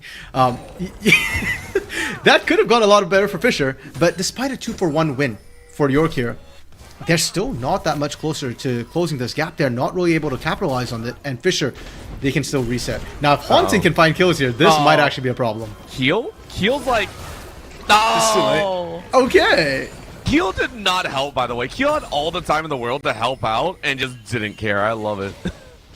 I don't think I think the comms were a little bit confused. Keel probably wasn't expecting Haunting to be there. I didn't expect Haunting to keep going, much as Sword Blue to get caught. Now, that actually matters a little bit more, because now Sword Blue's a little bit desynced from everyone else. I was wondering if Haunting would still keep pushing if he could get the turret. There is bounty gold, but actually, Radar is in time to cover. So York, a bunch of kills, kind of shows them that yes, there are ways to punish York, just not in open fights just yet. Gotta take a bit more time, and I think that that bot side might have given them a little bit of an eye-opening experience, saying, hey, we know we're ahead, but we still can't play lackadaxically. We gotta at least temper our aggression, temper our egos a bit. And this is one way to do it. Radar being set on the side, and we haven't even really touched on Radar, by the way. Radar came into this, I think, midway through draft, and was just kind of handed Ari, right? Like, didn't really have a choice in it.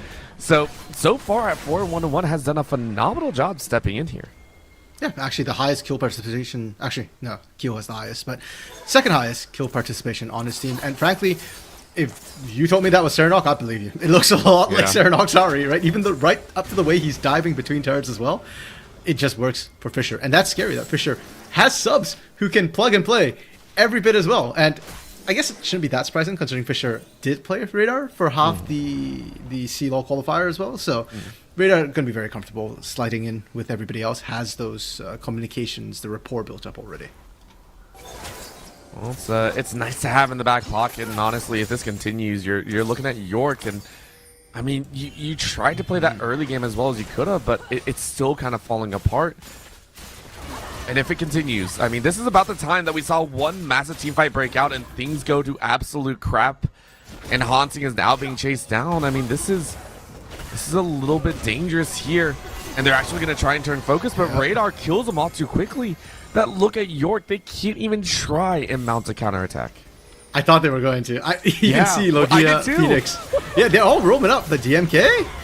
I mean, DMK, look at the AoE, look at the long-range power. That's going to be another rocket taking, but the Featherstorm is able to come out. You don't actually get anything, and now it's a chase. Logia wants to kill so badly, but the body block from Sword Blue says not today, and Radar is on everyone's radar with that triple kill. Man, I almost wish York just went for Bajani. I actually don't think it would have ended any better if they went for Bajani, but just watching DMK slide away with slivers of health throughout that fight, that is... Yeah, but for York, that's a mental blow as well. Herald being dropped, second Herald pretty late into the game here. That should be turret, and Haunting, nuh-uh.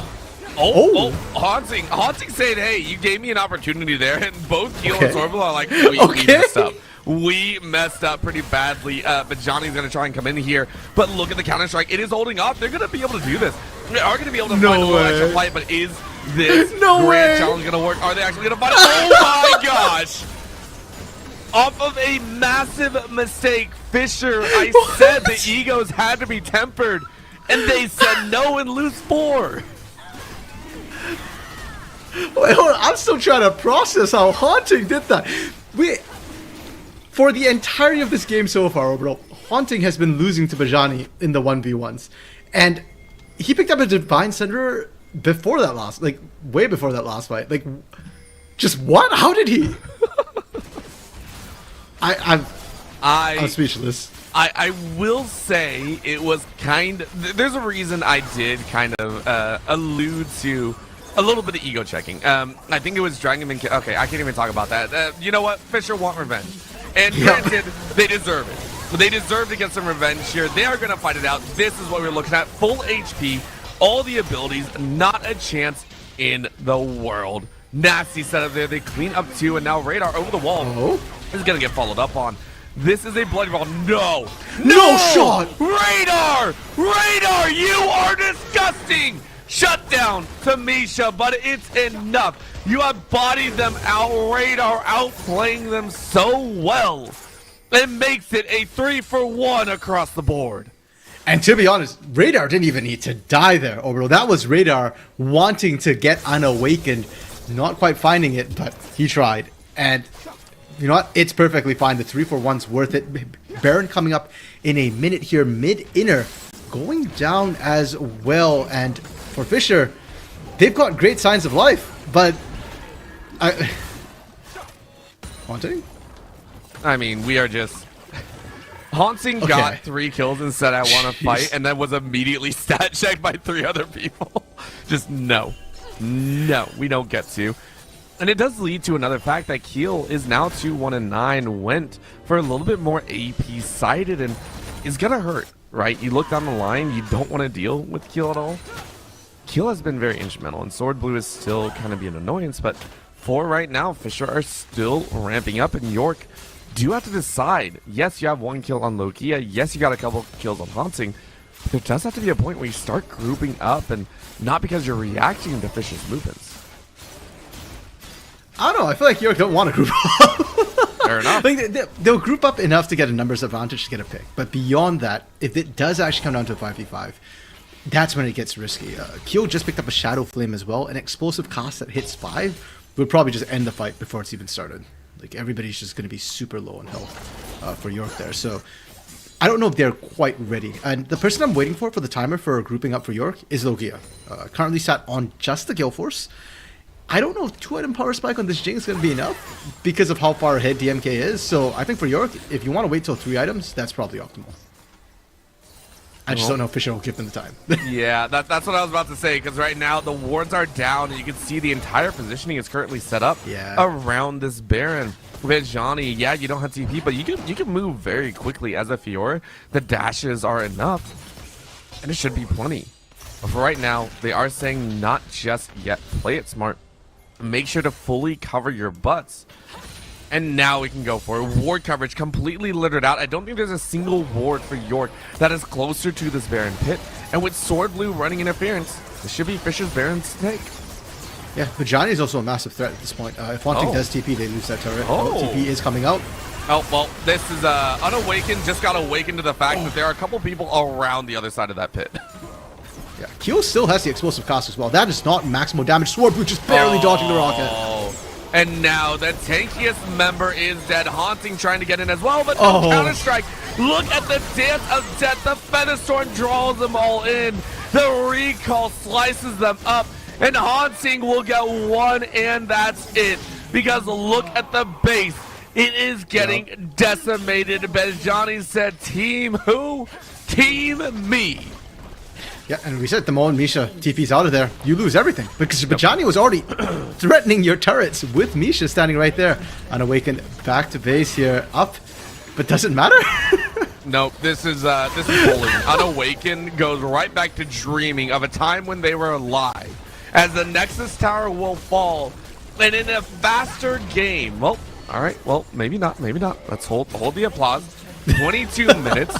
Still taking everything that they can, and a little bit of low HP. Look at the crit. Oh, the reset. Shutdown. Logia.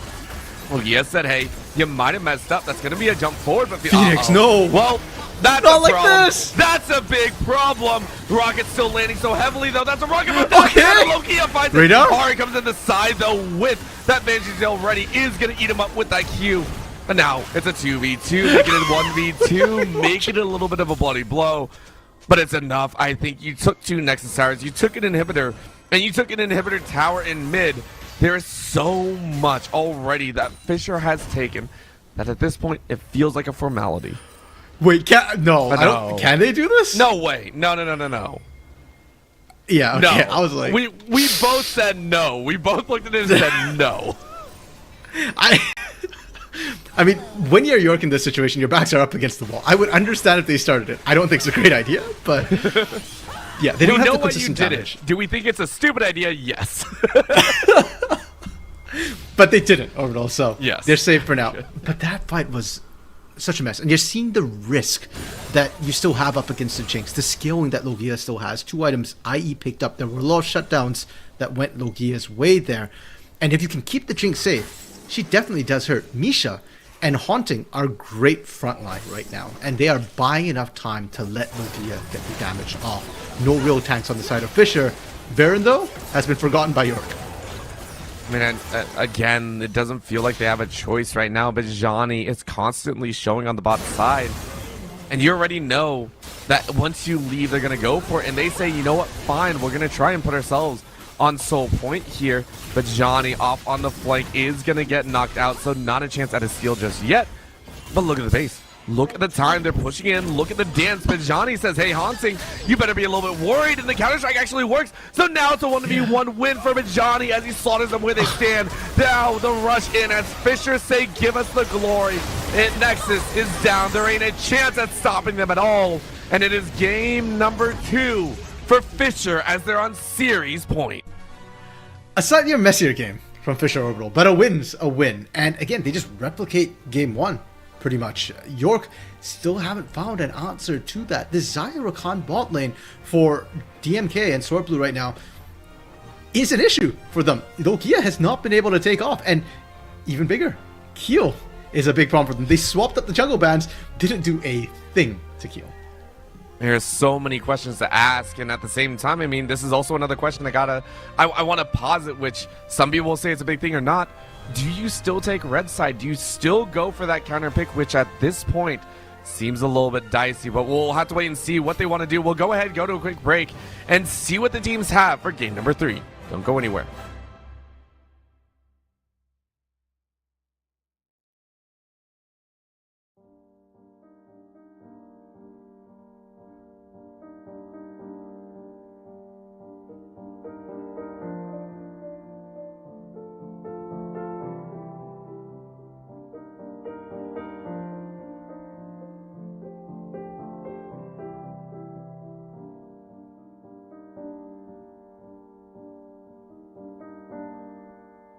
Every child in Valorant has heard the tale before about the cursed mummy boy who felt his heart no more. So sad and lorn, the helpless lad, Amumu was his name.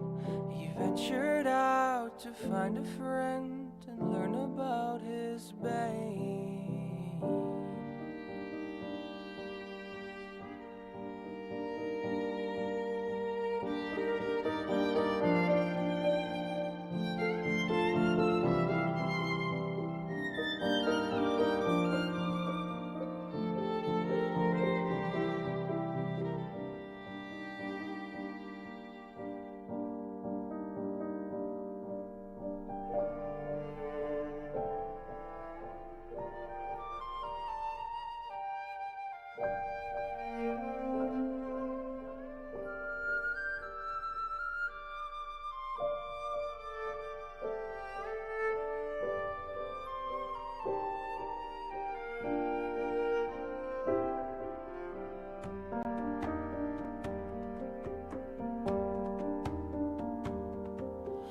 many years young Amumu traveled through the lands, determined to make friends if only they would understand.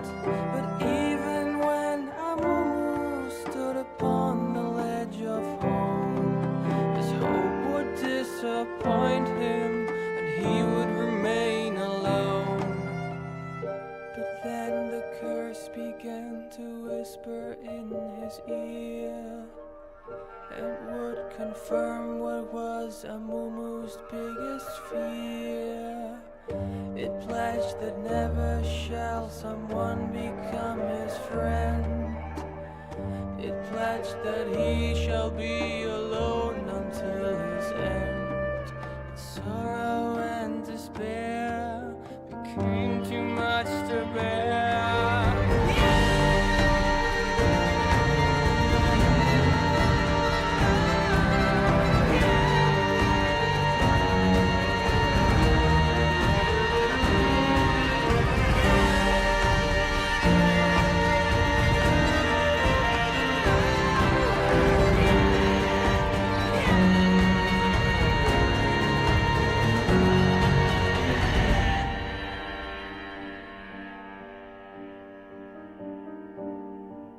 The moment when Amumu realized what he had done, too late it was for him, for them. The evil curse had won.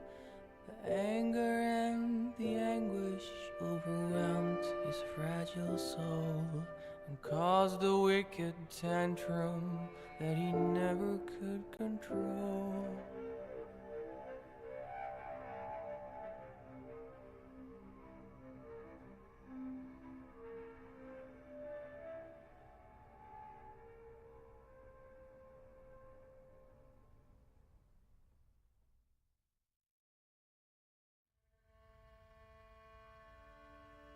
Mörkråkerdans fra det bjergen hav, om vindbleis grønnhåret skyer da klar skal solen blive grå, om du vet du nærmer år. Fjerne din vei, isloften brei, hilsige fra båndløs grunn. Men tøyseren brå, frøset fettær, om par vet du finner hånd.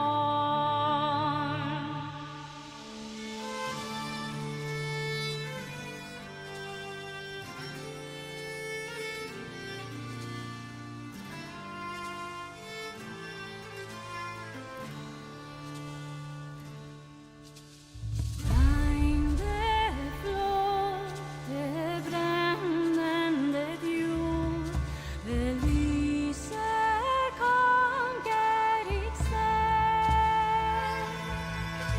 Og så syng sin tomt, som blåster allein, for min hand virken som nån. Vi spring ifra den skjønnfald mann, snedring hans sverd mot meg. Bølger utbrud med en armekraft, i lange tapte bjørner.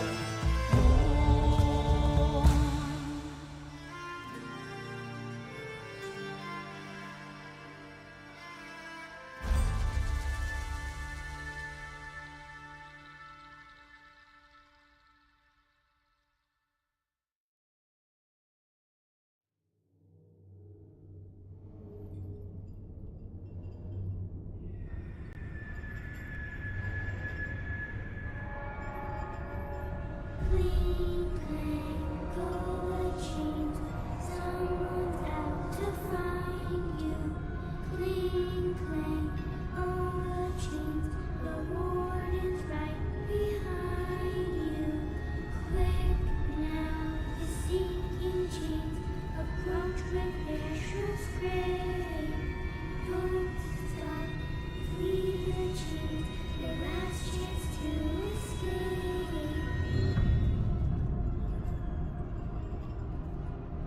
Drag the chains, with all the strength you may.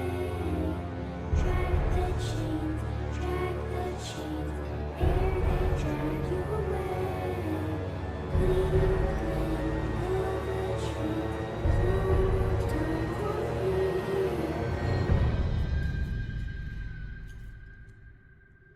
Cling, clang, know the chains, the last sound that you'll hear.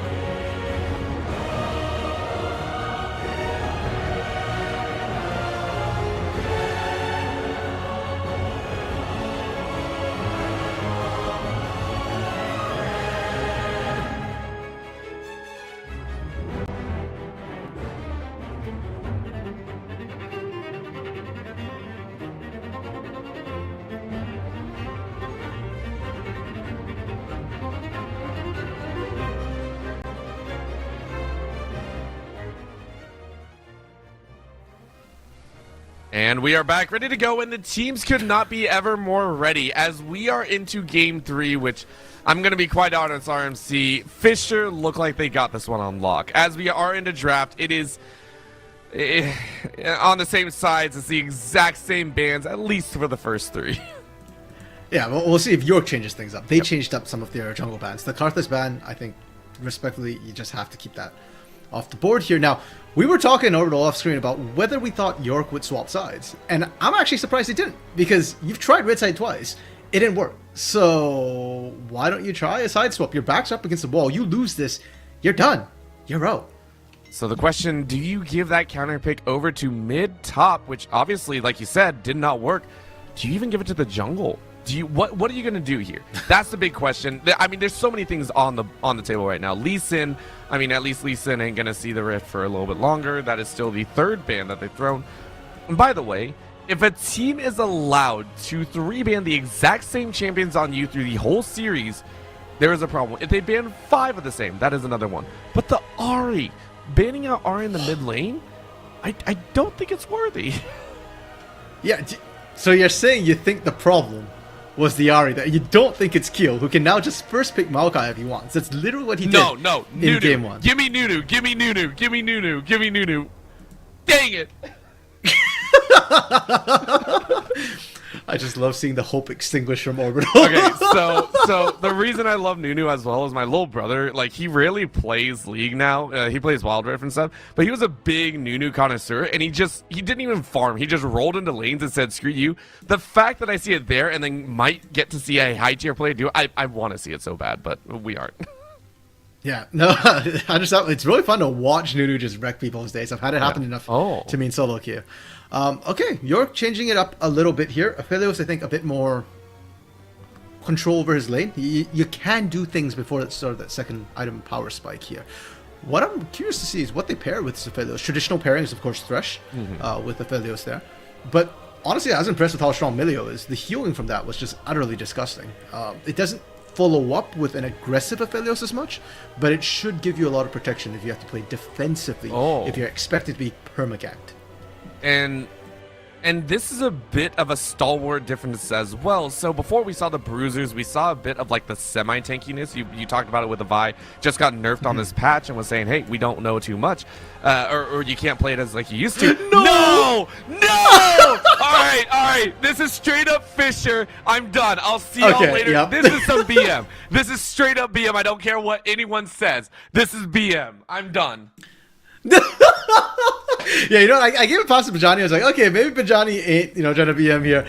But no, DMK, Sword Blue, no hesitation, just slamming that in. I do love the Thresh takeaway as well. It's great for the Jinx. It gives her all that protection. Oh my gosh. But it also denies it away from the Aphelios. And you know what? Phoenix has had enough. This is his most played champion by a long shot. And Phoenix is just going, okay, forget the composition. We slam the Blitzcrank right here. We look for those play-making hooks.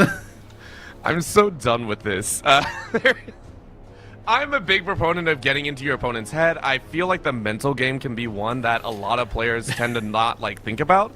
But when it's this obvious, like, come on, this is the most obvious just BM mode that I've ever seen, and I love it. GP being banned away on Bajani's side, and I get props to that again. You do say, hey, the game plan caused some problems. The Syndra would be a shakeup. And again, this is still Radar playing, I believe. They are not swapped it out. They banned Arya and now banned Syndra, so there are two options for this, saying we're giving respect to Radar, or saying Radar is the weak link, and we want to put Radar on an even further down champion. First pick Victor for York here, surely, right? You banned the Victor last time. That is what Radar likes to play a lot of in comp. You've banned his Syndra as well, which is his most played in solo queue. So if you really want to force him on a new champion, it's got to be a Victor pick here, or else I think, yeah, Fisher just pick Victor. Yeah, this is York.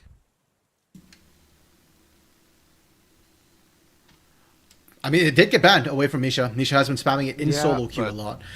You've got the Sejuani ball delivery system. It's not a bad place for it, but Fisher, Victor, yeah. Yeah, like it's open. It's open. Don't do us like this. Don't hover it and then not pick it up when we're literally sitting here for the last about 15 seconds talking about this champion. Like, you know. I mean, if you don't, I'll be okay with it too. I want to see what else Radar has in his champ pool, right? Nope. Okay. So Orianna versus Victor. These teams are messing with me and I love it. Thank you. Okay, Olaf coming in here. I do enjoy this one. Mostly just because I don't want to think about this game 3 with some of the craziness that we saw earlier. Just run forward. Just throw axes. That's all I care about. Bajani, second most played champion throughout this run here within the NECC CLOL qualifiers, was Olaf. Now, Olaf did get nerfed on this patch a little bit in the early game. He can't run people down quite as fast. They nerfed some of his damage, his passive attack speed as well a little bit, but still very, very strong. And up to this point, Bajani seems to have been winning out the top side. Haunting has had his moments, but at least in the laning phase, Bajani is the one with the upper hand. We're going back to it, RMC. Oh boy. It didn't look bad in game 1. It didn't, but it's still like, I'm just very interested. Again, these have been some phenomenal games from Fisher, and I give a lot of credit there. Fisher honestly have looked amazing. They're looking like a squad that say, hey, we deserve to be in the top 32. And again, maybe we didn't see that that 5th game that came out in that semifinals, against Winthrop. Maybe there was a very close game. They feel like they're out for blood. York on the other side, as you said, it's a Hail Mary. They're going and throwing everything that they can. Picked up the Aphelios, the Orianna even. And this says Sejuani now for Unawakened. Excuse me. The fact that Unawakened has been kind of landlocked with some of the comps that have come out, the Sejuani feels like a bit of fresh air for the jungler himself, being able to create opportunities on his own, at least once you hit a specific level. I feel like Wukong was kind of the same thing, and if anything, I actually kind of feel the opposite way from the Orbital, where I feel like Unawakened, the Sejuani is... Like, I tried to make plays happen. It didn't work out. Let's go on something a little bit safer, a little bit less committed to the engage, and a bit tankier for the team as well. I think you hit earlier when you're mentioning the Sejuani bit, the tankiness of that champion, which we've not really seen too much from these teams. It's been very high damage comps, and high damage means very little margin for error. You screw up, you're dead. And we did get to see quite a lot of that in game 2. Yeah, there was a lot of opportunities, but you know what? We'll leave that to be seen, right? Unawakened still has had some moments of shining through. There have been some awesome moments where where they've been able to make some plays where it seemed a little bit off. So let's talk about this bot side here. And I was gonna wait on this a little bit, but I think we have to now. Number one, the Jinx is taken away. Not because it's a steal by Fisher, but because York have straight up given up on it. Said, hey, we aren't doing well with the Jinx. Let's go with the Aphelios. The answer was the Jinx Thresh and the Blitzcrank. This is now looking like one of the bloodier bot lanes and just straight up the 2v2, even more so than games 1 and 2. Yeah, and to a certain extent, Jinx traditionally has been one of the answers to Aphelios. Aphelios, because of the infamous red white, of course. But I'd also argue with his Infernum in team fights, if he crits on it, he's considered one of the highest damage AD carries when you're in his range. So how do you answer that? You stay outside his range. That's why we saw Ezreal as an answer to Aphelios for a while there. What was that, 2 seasons ago? We've seen Jinx last season be an answer to Aphelios as well in rocket range. Once you're maxed out on that Q, you're fine. You have enough range to avoid being one-shot by that Aphelios in these team fights. So it's not a bad pick. It's not just a VM pick. Like, there is some reason why we also see that as well as a potential answer to the Aphelios. But the supports are what's going to make this bot lane bloody. Blitzcrank is an answer to Thresh. The fact that when the hook comes out, it's free for Blitzcrank to just go up, yoink, you win. Now, the exact way the fight's going to break out depends a lot on Aphelios' guns. But because of double hook champions overall, you can expect to see a lot more engages. And because of that, a lot more jungle attention as well. All right. Well, now I have 3 questions for you, RMC, and I'm going to play this because this is game 3, okay, and we've seen Fisher have a lot of fun. So, number 1, with the Blitzcrank and a Thresh, do we see an invade? I'm not asking which team invades. I'm asking, do we get an invade? Very, very simple, right? I would love to, yes. Okay. I think they should, actually. There we go. All right, awesome. Number 2. We have had 2 games go just shy of about 25 minutes. One was over, one was under, and it's looked a little bit different each time. With these compositions currently laid out and with how bloody it's been, it's also seemed like Fisher could close out early. So my question to you this time is, do we see this game be over 24 minutes or under 24 minutes?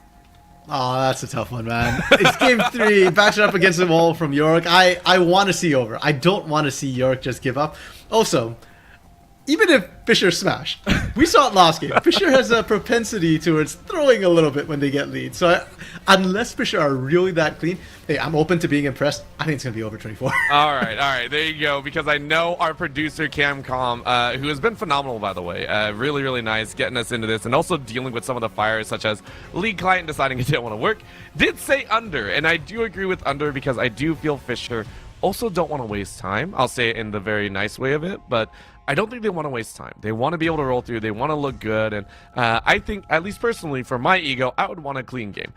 That is not to say that their composition is just going to be like, let's have some fun. So I say under 24. You go ahead at home, decide for yourselves what you think, and see who comes out on top. My third one now is for Haunting in the top side. How do we see this Fiora breakout? Because this is now the second time that we see the Fiora, and the first time that we're seeing it after that game 2, I hate to say it, a little bit of a beating from Bajani. What do we see? Do we see it played the same, or do we see it played differently here in game 3?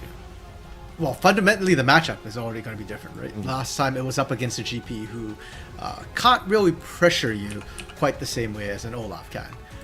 Whereas up against an Olaf, yeah, I think I favor the Olaf in the laning phase. Oh. So, again, he did just get nerfed, and while I think the nerfs are quite slight, perhaps it might make a difference in this matchup. For now, though, I do think Haunting has to play very carefully and play up to scale, play for Unawakened. If you start playing aggressively randomly, expect Teal to show up and expect Bajani to try and bully you as well. Alrighty, well with that, those 3 questions are answered. You at home can also try and get the answers for yourself. You can call me really bad in the chat if you'd like, or you can tell me that those are great questions and maybe you can think about it yourself. Either way, we're going to let the players stew over those questions as well as we go to a very short break before what could be the final game of this match. Don't go anywhere.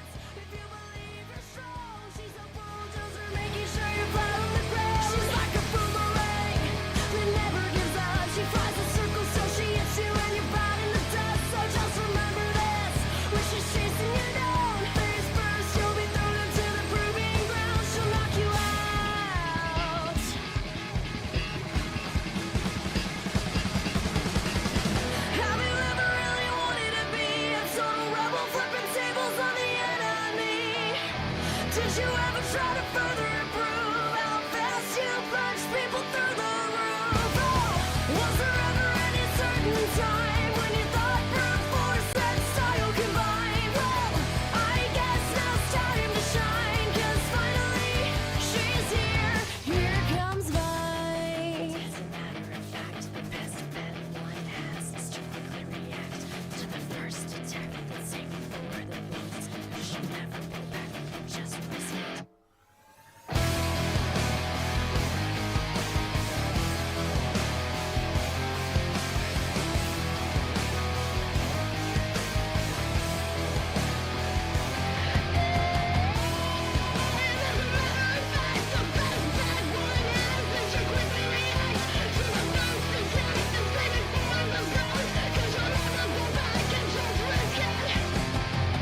Have you ever really wanted to be a total rebel, flipping tables on the enemy? Did you ever try to further improve how fast you punch people through the roof? Oh, was there ever any certain time when you thought brute force and style combined? Well, I guess now it's time to shine, 'cause finally she's here. Here comes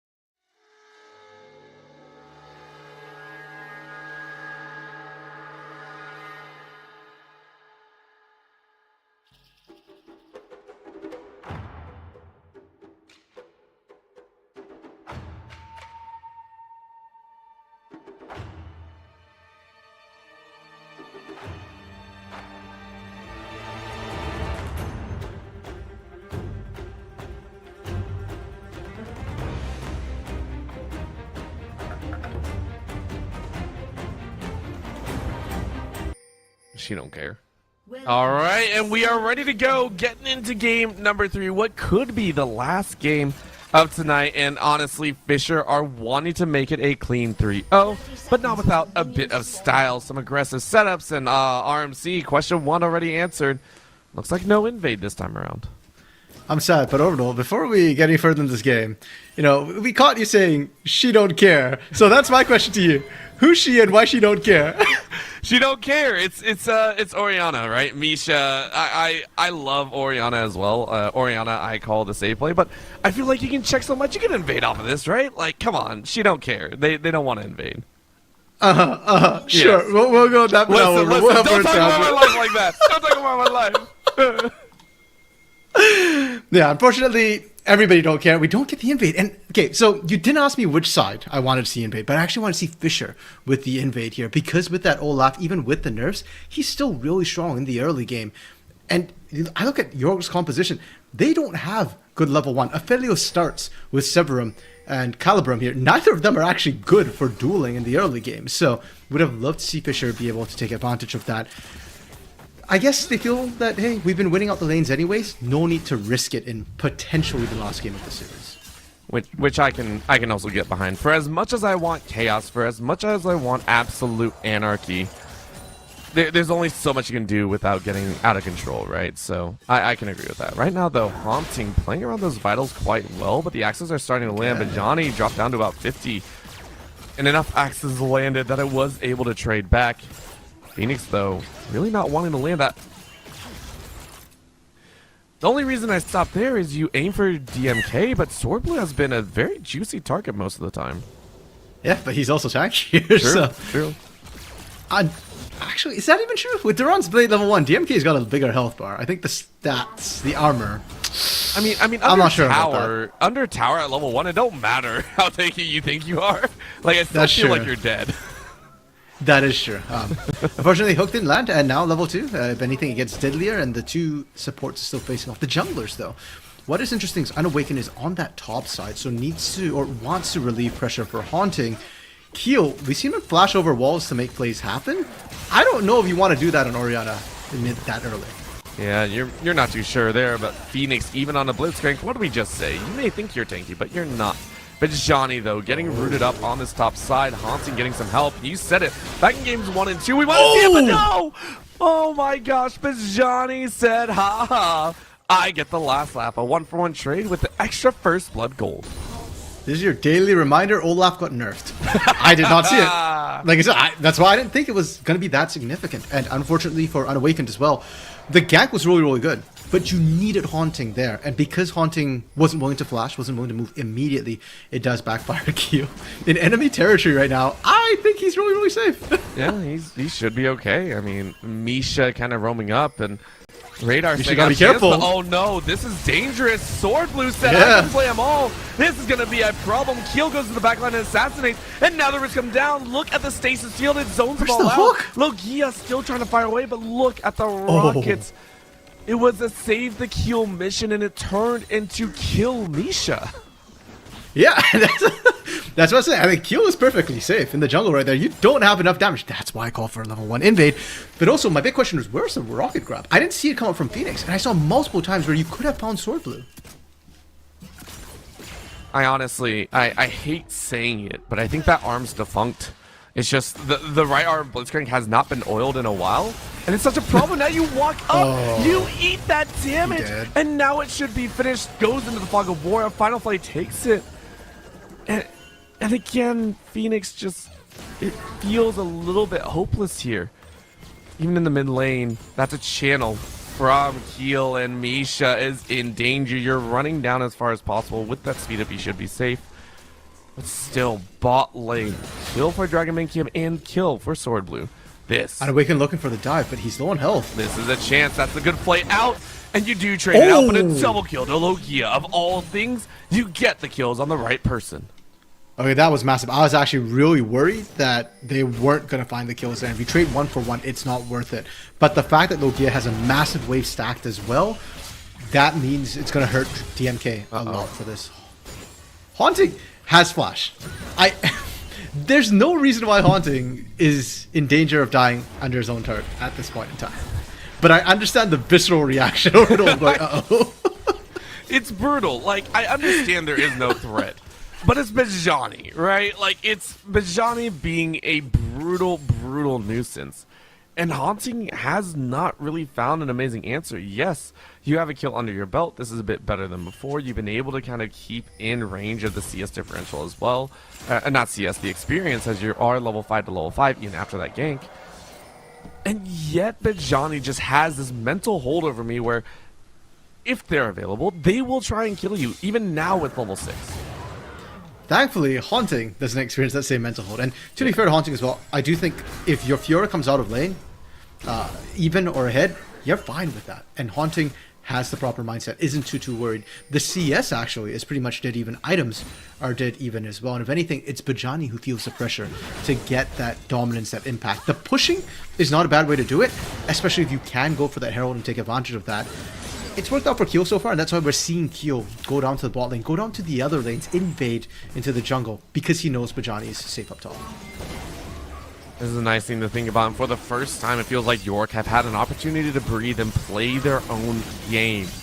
And I say that with all love in the world because this is the first time they've enjoyed a free first objective. I'm trying to think about game 1. I know that they've split the first 2 objectives every game so far. They've never gone for an objective first. Except for Herald, which was an answer to, I think, the bot side in game 1. Fair enough. Yeah, good for them then. And I think that comes off the fact that we're not seeing Kyo actually cap the bot lane quite as hard as he has the last couple of games. And maybe that's an effect of not having Ahri in the mid lane, not having Radar be ready to dive at level 6 as well. It's little different circumstances, and we can see it here, right? Again, as you said, mid lane not exactly the same, bot side maybe not exactly the same. But it does mean you get a CS lead and experience lead, and this is going to be that difference. You know, we talked about the kill threat on all of them, but we also talked about the difference of the minor changes in the laning state that can bring about a lot of change. And I do want to kind of take stock of that because this is one of the few times that we see a gold lead stay pretty stagnant. Only about 500 difference between the two. Oh, but this is a dance. Haunting going to go ahead and throw down a lot of that grand challenge, but this is a problem. You don't have that much. You have a riposte and it's baited out perfectly. But Johnny takes that dub and gets the shield behind it. It is a free kill on the top side and a couple plates to boot. Yeah. So remember earlier when I said there's no threat of dying? That's when you're healthy. If you drop below a third, you do have to be careful. And once again, the setup was beautiful between Bajani and Kyo. Interestingly enough, they're actually not going for the Herald at this point here. They're more focused on the plates for now. I expect to see Bajani base after he gets his plate, get items, and then they should still be able to go for that Herald, and York still should not be able to contest without the numbers advantage. Oh man, that was... It's been a challenge, of course, and it's very slow this time around. It's not as explosive, but either way, I'm still excited. That'll be a kill on the top side. 2 plates go down to Bajani, and now Unawakened is going to try his best to get things back under control. Again, that Herald, that'll be 2 global objectives to them, but keep in mind that Gold Lead is still in favor. Oh, Keel, it's starting, RMC. It's starting. I'm not super excited to say that, but it is starting. You do have cleanse. You are able to get away if you wish, but Phoenix is going to come in off the side. And they do get the kill, and now a hook back. Dragon Lane Kim is going to eat so much damage, and that's going to be that Moonlight Vigil. It is the final blow from the purple gun. The Gravitum seals the deal. Sword Blue will get punched up in the air. Another hook should be coming out shortly, but a hook under the tower means Sword Blue is going to try and trade it out. And you do. You make it work. It's a dire straight all the way around, but it was necessary. Yeah, no, bro, that's what I was saying. I don't know about this one there. That dive felt a little bit premature. Logia was full health. Phoenix was running up into lane as well, and Logia had the cleanse. It's not that easy to pull off top side. A 2-man dive here. There is the minion wave, but Keel didn't use the outbot. I don't think Keel has gotten a single camp in the last about minute. It has just been running. He ran mid, ran top, and then ran back bot, and then died, ran top again, and got a kill off of that fight. This is ridiculous. This is even ruder. Radar just saying, yeah, give me that chance. Shockwave is going to draw him back, and this is now Phoenix putting out a taste of what Sword Blue has done to them all game. I really like this look from York, and this Orbital was one of the main reasons why I said I don't think it's going to be under 24 minutes. York is not a weak team. I think their game plan was unfortunately just read by Fisher, and Fisher were just able to punish Logia a lot better. Now Phoenix being able to play more aggressively, being able to track, kill as well, and be able to actually find these early objectives have enabled York to look a lot better. They are, however, still losing out in the solo lanes a little bit, and that is a little bit worrying for me because scaling for Fisher is strong. It's scary. It's scary, and I don't like the fact that Bajani now has 4 plates under their belt. You're up against the wall. You are going to try and hold off, and look at that. Haunting is not going to be allowed, but we can't even look there. We have to look on the bot side. This is another play out. It's a 2v3, and they still make it work. It's still a fight. The camera doesn't know where to go. Now the bot lane's got 4. What is going on here? The best part is no one's really going to die until just now. Keel run them all the way to the back. My goodness, Keel! Slaughter Sword Blue. Nice them down. The hook slices right into their souls as that's 3 on the bot lane. And somehow topside, neither top laner has died just yet. Bajani taking the extra turret shot. Oh, this is going to be a chance to heal. The shield is up. One more access to land, and Bajani's going to run for their life. He should be able to stay through that, but Haunting has no flash, and Bajani lives in the top lane skirmish. The fact that Bajani was ballsy enough to try and do that under a turret was absolutely disgusting. But Orbital, the bot side fight, which the camera rightly chose, was the more critical one because that was the bigger fight. 4 or 3. That was close. Keel is not out of danger yet. You know what? I don't even care right now. As you said, it opened up the opportunity. Keel's going to slow them all down. The Ignite's going to go down as well. Does he live? I think he lives through that. Oh, that's the jump forward, and he gets out! Yes! Keel gets out! Are you kidding me? They're Houdini's on the rift. That was not the outcome I expected, but no, he will lose the dragon and the scuttle for it here. So Fisher, they're getting a little bit sloppy with objective control right now, and they're not getting the kills that they wanted to get. They even lose first turret there. Granted, Herald was used, and Phoenix now caught out. That's an Ignite going down, and you draw him in anyway. The rocket finishes him off. And you were just talking about kills. You were just talking about what Fisher wants to get out. It's their turn. It's their turn to have this hyper carried no. No! No! This is Radar is Valentino. Keel is Houdini. And Bajani is David Blaine. It's a whole team of absolute magicians. They should not be getting away with this. No, York was doing everything so right when it comes to objectives, and then no smite for Unawakened. Like that's just illegal, mate. And that's gonna come back and haunt them. It is horribly haunting. You can see him, the scatter on the bot side as Fisher smell blood in the waters. They are chasing this one down, and yes, the tower is still up. The Shockwave is actually able to grab 2, but Radar is still very healthy. Keep in mind that backside is going to be the big question. Now the Aphelios is able to get 1 kill, and Keel goes right back in. But look at the Zap Dragon, and Kim might be able to get it, but auto attacks the tower instead. Now it's going to be a kite. Can you cut out Misha running low on HP here? Radar and they got out. were able to not kill Radar. Are you kidding me? This is ridiculous. On the top side, Bajani takes the tower, and the rocket takes it! A blind! Who's another magician? I don't know. The Dark Magician came out of Dragonman Kim. I don't know. I lost it. I'm done. I wasn't like this. These fights are just going on longer than we expect, bro. People are just overstaying their welcome a little bit, not respecting what each team can do. The fact that Fisher was fighting a 3v4 behind York's turret. We saw that last game. That was, what, 18 minutes into the game? That was with a pretty sizable lead for Fisher. This time, they're up less than 3k at that point, and they decided to do that. Like, what? That is illegal. And the fact that they still came out equal kills, that's nuts. And that was my concern, that York can't afford to give up these objectives. They are losing the skirmishes. They are losing the kills. They were keeping even with objectives. If you start losing both, that's how you lost game 1 and 2. It's such a scary thought for them right now, and they have to be wondering, how do we get back in control of this game, right? We do have the CC, which I do grant them a lot of favor in that, right? Unawakened, Misha, and Logia do have that wombo combo style, and they have been grouping up a little bit here and there. And it looks like they've chosen to try and go for these basic global objectives, but look at the rotate coming down. This is a bit dangerous. The collapse from Fisher could be disastrous. Ulti is up for Keel, and they're just going to jump right in. They say we don't even care. In goes Ulti, and no! Haunting just blows up Keel. Keel is slaughtered, but on the back end is even more. That's going to be the riposte, not doing much more than slowing down the engagement. Shockwave! Kim goes down. Misha, with a lot of HP, the double bust is going to get flayed into the zone. And Radar, the sub, the one that held it down in the first half of CLOL, says, gimme all the kills. There's no turret there. Logia's got a long way to run. I mean, you're only going to run so far before you turn and face the music. It is an ace at 16 minutes for Fisher. I guess York at least picked up the Herald.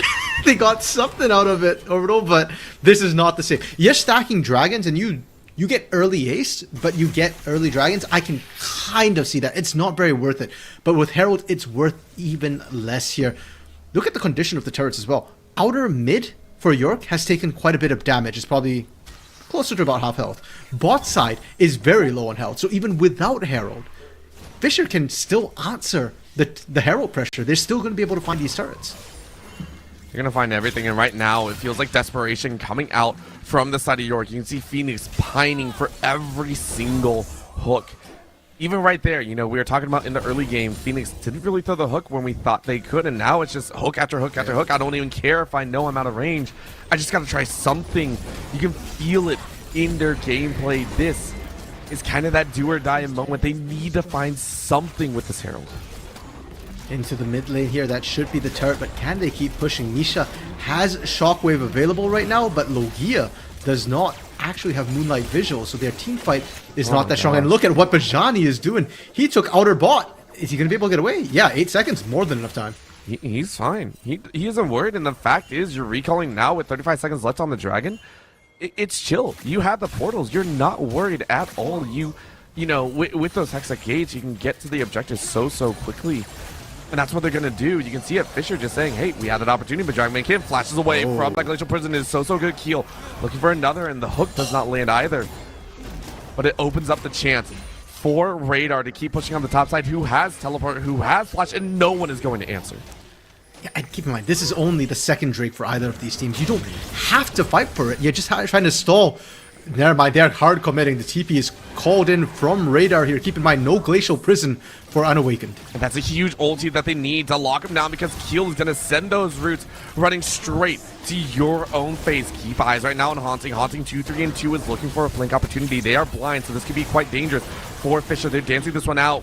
Dragon resetting now at such a dangerous time. Oh, no. And they're going to pinch on those stronger side. They send the rocket, it lands on everyone. And look at the bloody brawl. The Moonlight Vigil signals York's own death. And that is going to be all they wrote. Haunting over the wall. Gets hooked back into the fray. And it's another ace for Fisher as Game 3 looks all but done. Okay, maybe sub 24 Orbital. That felt very final on that last fight there. Instant TP from Bajani as well to go to the top side. Interesting enough, actually didn't take the turret. Oh, he's waiting for minion waves. Yep. Okay, the last minute drops there. So that's fair. And Fisher, they're going to get everything. 2 inner turrets on the side as well as the Dragon. And look at where Radar is. They're just taking everything. 3 turrets plus a Dragon. RMC.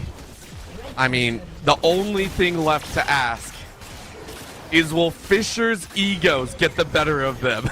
We said that. Oh my gosh, I think it might have. I think it might have been Johnny getting caught with a TP on top. They're straight up trying to give these kills over to Misha, who is able to find that shutdown. But needless to say, it is still a given prize. You have lost almost all your towers. You have 4 towers outside the inhibitor still standing. It is a terrifying situation to have. We went from like a 3k gold lead to a 9k gold lead. Ta-da. Like, sure. It is objectives, ladies and gentlemen. Well, that and a crap ton of kills, man. 11 extra kills from Fisher. Oh my gosh. DMK, yes. no flash. Oh, I love this. I love this though from York. They said we only have one chance to do something, and we make it happen. Baron? Phoenix finds a massive pick. Baron is on the table as well, bro. It just spawned. Perfect timing for York here. And Fisher's got to respawn. Bajani just respawned, but there are Hex gates here. Chaos Storm is available for Radar. This could be the dangerous onslaught. Take a look at the positioning right now. Phoenix trying to run interference. Keel getting in the way. Baron should be down to just a little bit of HP, and they're actually going to turn. I like this call, but this is going to allow the CC immune Olaf to chase everyone. And Logia's in the pit. This is actually so bad. This is so dangerous. Baron, the sixth member of Fisher, gets a kill for the team. And Sword Blue just keeps on chasing here. Radar is healthy enough as well. If a single hook lands, they get kills. Are Fisher gonna try for Baron right now? DMK did just respawn, but Keel, their jungler, is dead and unawakened, I guess.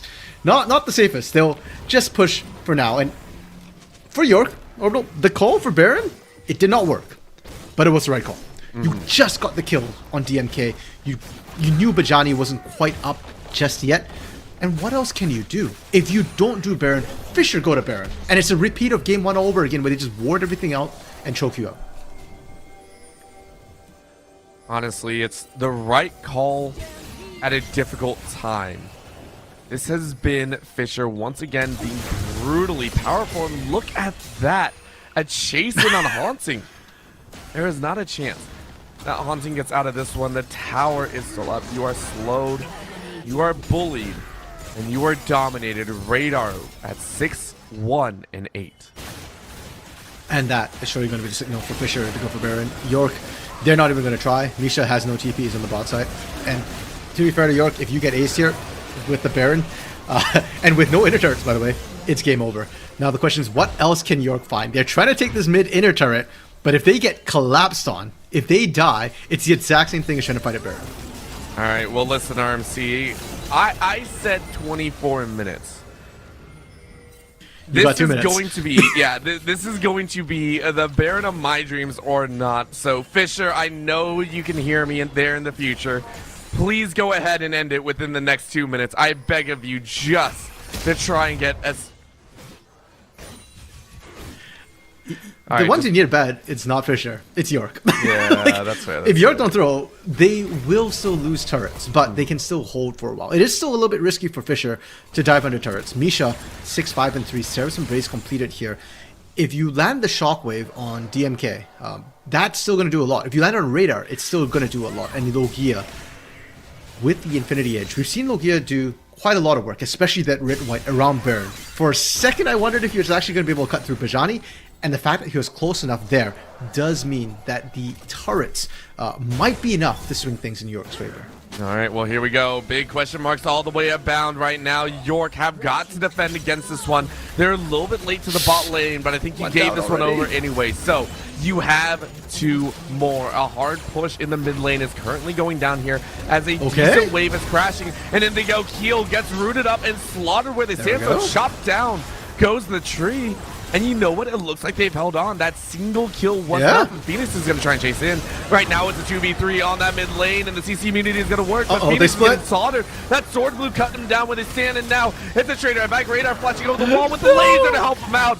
And you know what? It was a chance, and they tried. But this will be the game ender. It will be a third ace and triple kill for Majani. 15 seconds! 15 seconds! Make my dreams come true! Make Watch it out, happen! 10 seconds! Fisher! You cleared it in under 10! In under 24! It's gonna be right there! GG's! I win! Gamecom wins under 24 minutes! 3 seconds, overall, 3 seconds. And you know what? We said it comes down to York, right? How they want to hold that. And it looked good until they split. Phoenix and Misha going down to that bot side left Logia, unfortunately, on his own. And sure, I think it was Haunting who was with him. But you needed Misha and Logia together to have enough damage to actually find kills. Split, they just couldn't find it. York, moments of brilliance. You can see, like, okay, there were moments like, oh, maybe we do this.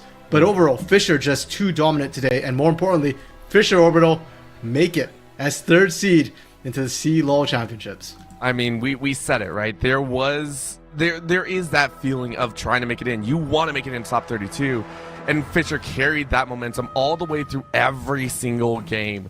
And I mean, laying it out on the line, we said 2 players to watch for, 1 on each side. It was Logia for the side of York and Keel for the side of Fisher. Sword Blue put up an amazing front, but RMC, do you still stand by Keel being that standout all-star player for this series? Did you not see the Mauga? I'm definitely down. Like Keel was just really, really solid, and I think he's still the person that he's the first question that teams need to solve against Fisher. There's still a lot of other issues they still have to deal with. The Bajani still won his lane most of the time. Serenok and Radar, both of them were really, really solid. Radar winning out the mid lane this time, not having to roam as much, had a significant CS lead coming through. And DMK and Sword Blue, you can call them the weakness of the team, but if that's weak, good luck, man. Yeah, I mean, their weakest is our strongest is the way that I would see it right now. They look amazing, and the fact of the matter that they lost to Winthrop, who I believe is playing on the other stream and might already be finished, is also looking like an amazing contender as well. So for right now, I'm enjoying what CLOL is starting to ramp up here. Thank you so much to everyone who tuned in to this broadcast of the CLOL third place matchup between Fisher and York. We had a ton of fun casting it. Yes, it was a 3-0, but it was an exciting 3-0. I won my under bet. Thank you so much. My name is Orbital. With me is Random Minion Caster. We got to send RMC back to the Rift, and we'll see you all next time. That's what happens.